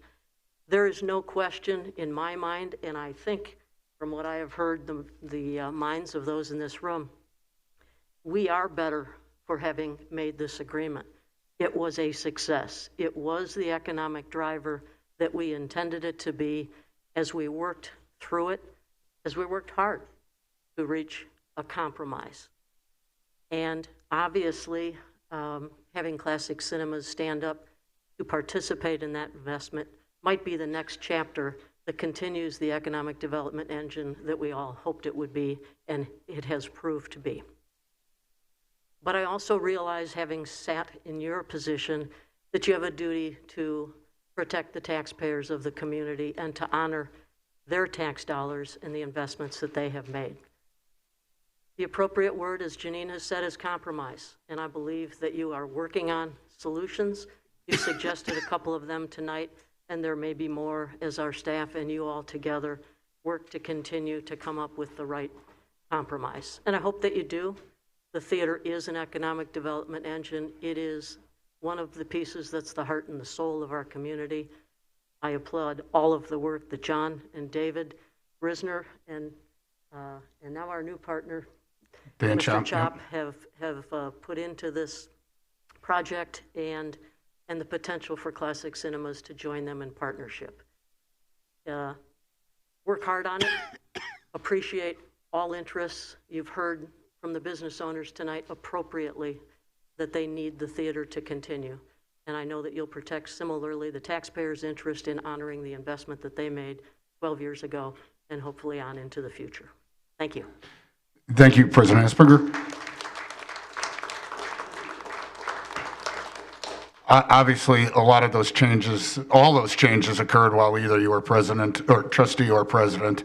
You deserve a lot of the acknowledgement for all you contributed. And I recently saw your the display in your honor at the library, so I'd encourage everyone to go to the library and see all of President Asperger's accomplishments that are listed in the display as one of the leading women of Lagrange. So thank you. Well, I have the privilege of following two outstanding women tonight, and if not for them, I wouldn't be speaking to you. But I'm going to speak to you tonight on behalf of a very good friend of mine and the village. So she can't be here tonight, but I'm going to read a letter from her to the board and all present here, and then I'm going to add my own couple comments. So this letter is from Nancy Kenny. And Nancy says, "My name is Nancy Kenny. My address is 400 South Peck Avenue. I can't be here tonight because I am recovering from recent eye surgery. I love Lagrange. Living here almost my entire life, 70 years, I have seen many changes in the village. 7 generations of our family have lived in Lagrange, so we know what a great town it is. But there have been times in Lagrange's past that haven't been so great. In the late 80s and early 90s, I was a village trustee and a local business owner. It was a precarious time. Our challenge was the deterioration of the central business district. Empty storefronts lined Lagrange Road and its side streets. Local businesses were moving to the more popular malls in the area, and sales tax revenue from the remaining shops was plummeting. Many building owners were unable to afford necessary maintenance, and the buildings began to look shabby. Parts of Lagrange's downtown were classified as blighted, enough to qualify the village to receive tax increment financing, commonly known as TIF funds. The village, local businesses, hundreds of residents, and a lively Main Street program worked together to bring the downtown back to life. We were all in it together. At that time, as now, we recognized the value of the Lagrange Theater. It has been a key asset for many generations and something special that few other communities our size can proudly claim. As village trustees, you are the village guardians. It is your responsibility to make decisions in the best interest of the community. This means looking at the big picture. Please ask yourself, what is the best for the village? As I understand it, the key issue is the $1 million lien the village placed on the theater. TIF funds were used. I know something about TIF. Adopting it was the first vote I made as a trustee. The broad purpose of TIF was to invest in the downtown area and to encourage businesses to do the same. In my opinion, that is exactly what the theater owners have done. Please work with the businesses, listen to the residents, and find a way to keep this jewel in Lagrange. It will be a lasting legacy of your service to the village. So again, I'm proud, privileged, and honored to present Nancy. She would be here, of course, if she could, just as Janine was. I just want to add a few comments myself. I agree that the theater is one of our golden assets. It's fallen on precarious times. I want to leave you with a couple of thoughts. Evolution, opportunity, partnership. I know staff will do a wonderful job of analyzing revenue projections, and the trustees will do a wonderful job in reviewing that analysis. The theater, as you've heard, is an incubator. It's a tax generator, directly and indirectly. It's part of the fabric, and it's part of the economic fabric of the village. Please consider those things as you progress in your deliberations. Thank you. Thank you, Clerk Burns.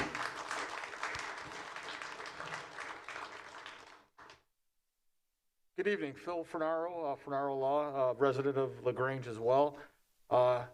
Actually, I'm just humbled by this group here. I want to sort of take a picture, of all these people that have been supportive in the foundation of our community to support, John Rott and Dan Chop and all the things that they've done for our community. I think it's really, really important to note is that, I've done, for about 25 years, worked in TIF districts and done development agreements. And what's very interesting is that this is one of the few that has not had a forgivable feature over a period of time. And that's what's very, very intriguing by this is that this TIF provided such a great relief to the town and provided this opportunity for the town to keep that theater. It's one of the most unique situations where this TIF can give again by forgiving that money that's out there. And the fact that if you don't do anything, if they don't do anything, you're not going to get any money for 10 years. However, with any sort of revenue share, you can get that money now, which you can then put back into your community. So I have not much more to say. I mean, the people here have spoke, and what a great town we have, and I hope that we're able to continue with this theater and the lovely people that are in this room. Thank you. Thank you. Hi, I'm Stephanie Posey at 239 6th Avenue. I grew up in Downers Grove. I grew up going to the Tivoli Theater. And what I have found over the years, I'm still in contact. I still have family and friends that live in Downers Grove. I still attend movies and events at Tivoli Theater. What I love about the theater and love about classic cinemas is how it's evolved with the time and how it's always been a creative cultural destination. What we're talking about here is not investing in a building itself, it's investing in the community. I think that the Lagrange Theater, I think it's been clear based on what everyone has said tonight, it's more than just a theater. It's part of the fabric of the community, as the Tivoli Theater is in Downers Grove. And I remember seeing the Breakfast Club at the Tivoli Theater, and I'm totally floored that about a month ago, Anthony Michael Hall introduced a showing of the Breakfast Club. And that's just one example of how they're reusing the theater in a creative way. And I hope we can have a similar event. I know it's a larger, Downers Grove is a larger capacity, but I would hope that we could find a creative solution to a problem that that just the building has, and that we can find a way to compromise and save this cultural icon of Lagrange. And I am a proud alumni of Downers Grove and of the Tivoli Theater, and we have that same community. It can happen here as well. And so I urge the board to make a deal and make it happen. Thank you. Thank you.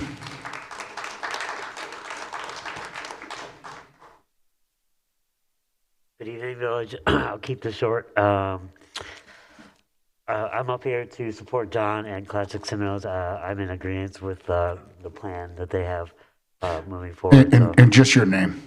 Kevin Mulryan. I own Max House Lagrange, Right. And also 46 South Lagrange Road, the building.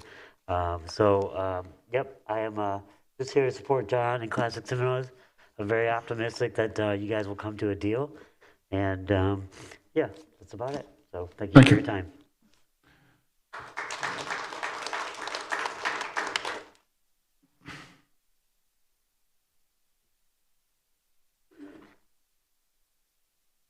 Hello, everyone. My name is Dan Spain. I am the owner of the Elm Restaurant in downtown Lagrange. It's at 23 West Harris Avenue. I grew up in Lagrange Park. We moved back to Lagrange. We wanted to develop something for the community that we thought there was an opportunity to bring that a lot of people would be excited about. To go into, first of all, I also want to thank John Rott and Dan Chop. They're tremendous assets to our community. They've been here for a very long time. And I just want to say they have my full support.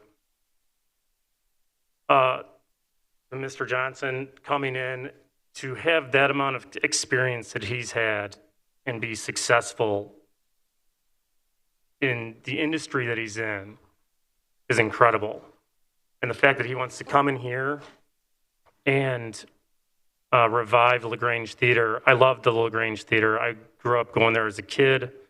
Obviously, it's seen better days. To have that, you know, I don't know how many people, a couple people have alluded to it, had Netflix. You know, I didn't get my account until 4 years ago. The economic climate has changed.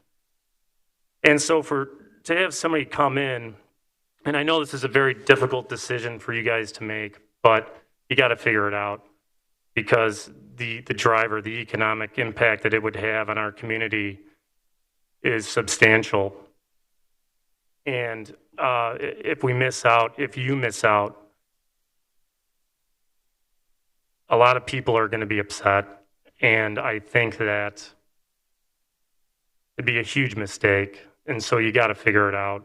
Somebody of this caliber coming in and is successful is amazing.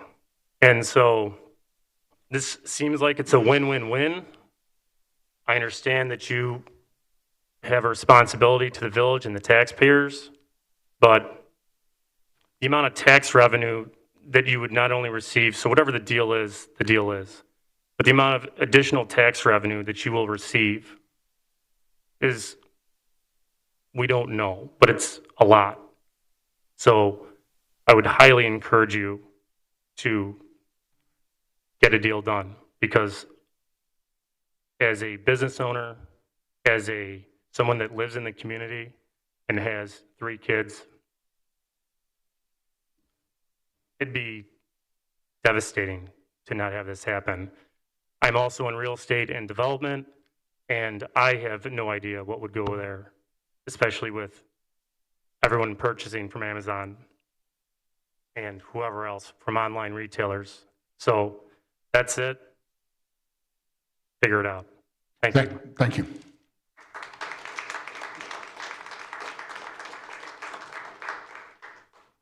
Okay, it looks like we gave the opportunity for everyone, maybe not. We got one more, okay. John Pappas, 504 7th Avenue. I saw my first movie at the theater in September of '64, and 7 years later, I went on my first date in high school to the Lagrange Theater. It's an icon. It's an iconic venue within the village. I think you see the support that the residents have long time, as well as those recently moved here. Public-private partnerships, investments are common these days. This is a unique situation, however. TIFs, tax incentives, these are all things that communities, states, and other entities use to attract businesses to their locale. And so I think the deliberations that are going on right now are well worth it. 10 years ago at the 2020 Commission, we talked about what other venues, what other types of businesses could we attract to Lagrange to augment the burgeoning restaurant business that we have here, and entertainment was one of those ideas. What forms of entertainment could we have in Lagrange? Here, let's not let this one slip through our hands. Thank you. Thank you.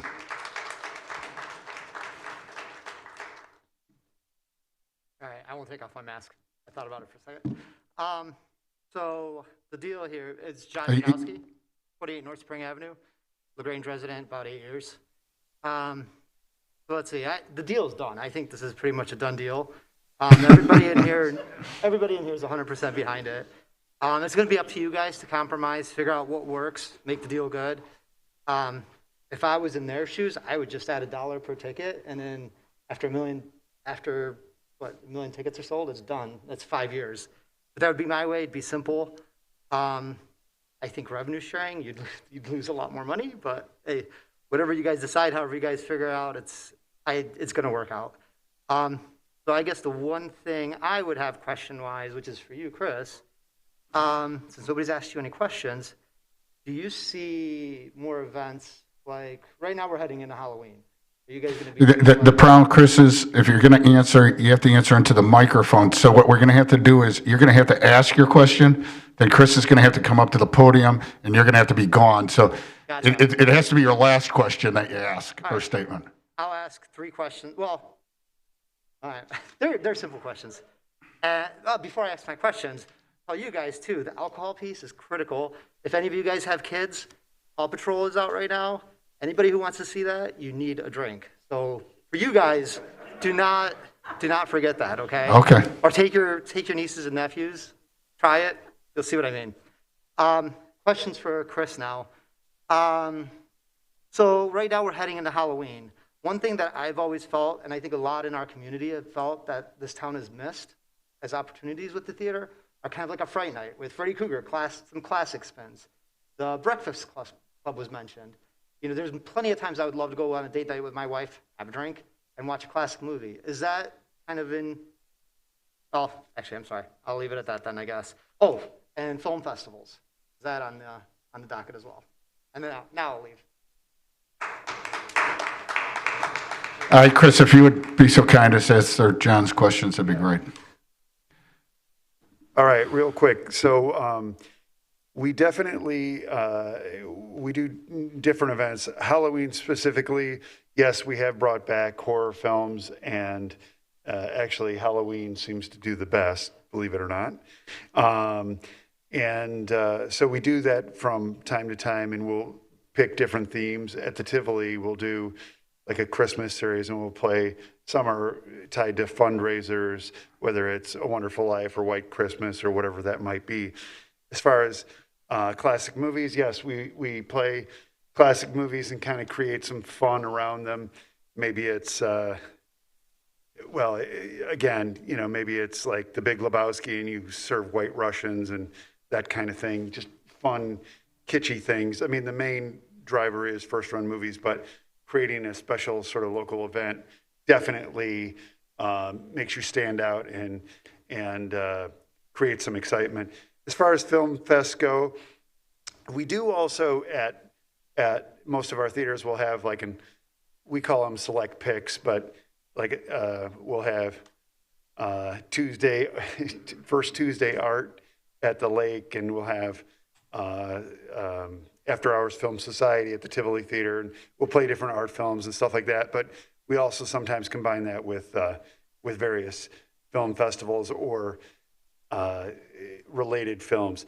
The only thing I do want to caution here, the Lagrange and what we're trying to do is different from the Tivoli. The Tivoli is a 1,000-seat standard seat theater, and if I represented that, we'll be able to do events of that magnitude, that would be wrong.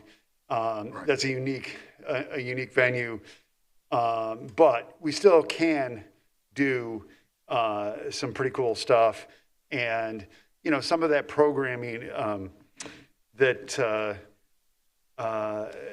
isn't even, it's film based, but there's also in this digital era, you can do interesting live events or recorded events where you're bringing together a group of like let's say like Warren Miller ski movies, people coming together, watch ski movies, or you can have like Q&A. I mean, we've even done like live wrestling. I know that probably not something I should say, but we'll do, just various events. And I do see a time when, that if there's like some sort of niche sport or even, whether it be opera or... Chris, I don't want to cut you off, but we're going to have to end soon, and only in Lagrange and the restaurant tours will tell you that where you've been in business 40 years, a resident who hasn't been in business will give you advice. But in all seriousness, we appreciate what you're planning to do. I'm going to go over here. Thank you. Thanks.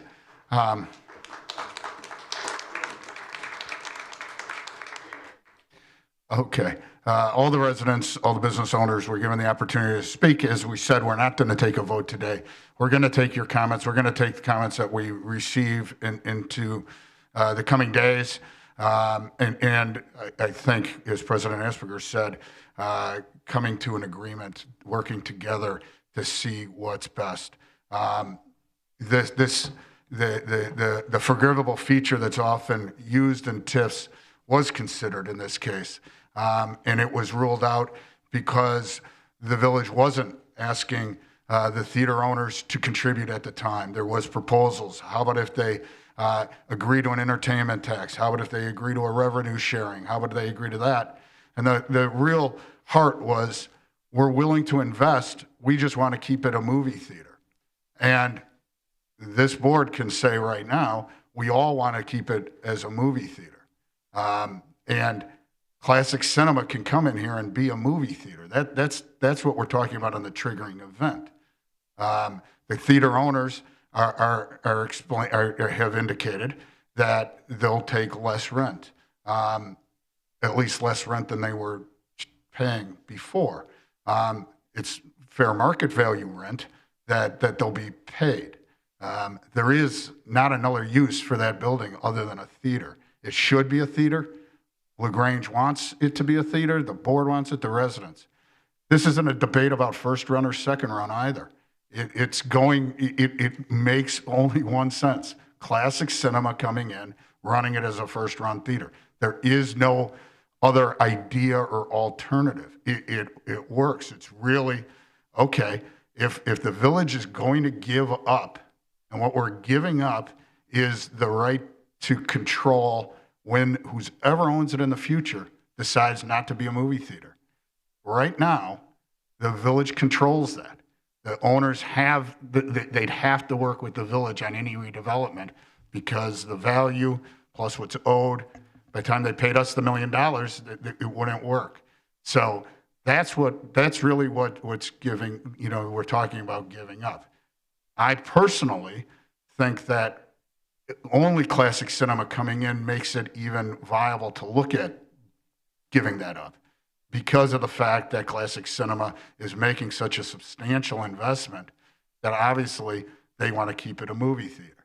Secondly, they're in the movie business. When they stop, the industry's over anyway. So, again, at that point, the village will have lost something. We will not have the ability to really dictate what goes into that premise. Again, if it was, my dream, I'd say Classic Cinema buys it like they did in their other areas and run it, and I'd feel more comfortable with that. But we, as the village board 12 years ago, did not want to get into making business decisions for Mr. Rott, and we don't want to today. If he doesn't want to sell the building, that's his right. So again, we're just trying to weigh. And to the business owners, what we're trying to weigh is, you know, on some of these profits, how to get back the investment. And that investment, you know, it was TIF money, and I'm going to have Mark Berkland clarify something, and that is it was to be repaid, it would not go to the other taxing bodies. It would go to our general fund. But my proposal, and I think the board will support it, is that the money that's generated, if we can come to a compromise, will go to economic development. It will get put back in. It will be in support of the LGBA. It'll be support of keeping the downtown the great destination that it is. That's in keeping with the win-win-win. We want Classic Cinema to be phenomenally successful. I'm optimistic. I believe that it's going to be more successful. But again, I'm a person without any knowledge of the movie industry. It's just true optimism. But no, I do really believe if we have 200,000 people going to a second-run theater, you put in and make it the nicest theater in Chicagoland, first run, you're selling out. And I think that'll be great for our town. So to Attorney Berkland, can you just confirm that, again, we're not asking for the $1 million back, but if we were asking for that and the theater owners gave us the $1 million back, would it go to our general fund? Yes, it would belong to the village. There are no TIF funds. They were all spent. There is a repayment, which would be money from the machinations and the mortgage from the owner, and the repurchase of the easement. Neither of those go anywhere other than to the village. And if we were to enter into a compromise, an agreement, something that the board, that would be a vote to change, amend the agreement into something new, and that would be a motion, a second, and then the trustees voting. If I would only vote in the case of a tie, correct? Yes, if it's an amendment to the existing document, that's how it would go. Correct. And again, that is how it went the last time this was up 12 years ago. President Asperger was sitting in my chair. It was a 3-3 on the board, and President Asperger voted in favor of the proposal that's in existence, and that's why it passed. So with that, what I'm going to do is now move it. We don't have any current business, so move it to trustee comments before getting a motion to adjourn. Any trustee comments? Trustee Augustine. Thank you, President Kukler. We've been talking about this for about 1.5 years, and I just hope that we've heard some good things from our residents and our businesses tonight, and we're closer than we were when we started the evening. There's something put together that it seems like both parties are interested in doing, and I hope we can move quickly and get that marquee lit up again. And I don't know what that'll take to do. I don't know what the new group will be to help further that along, but whatever we can do to, without burdening our staff, of course, to move that forward, I would like to urge that. And I think we all do support that. Just to clarify, we haven't slowed down any of the lights being lit on the movie theater in any way. So we'll, of course, work with the movie theater and going forward, and really are almost on their time schedule as to when they want to move on different features. Any other trustee comments? Seeing none, I'll entertain a motion to adjourn. So moved. Second. Thank you, Trustee Kotinik and Trustee Gale. All in favor? Aye. Aye. Any opposed? Aye. The meeting is adjourned at 10:15. Thank you.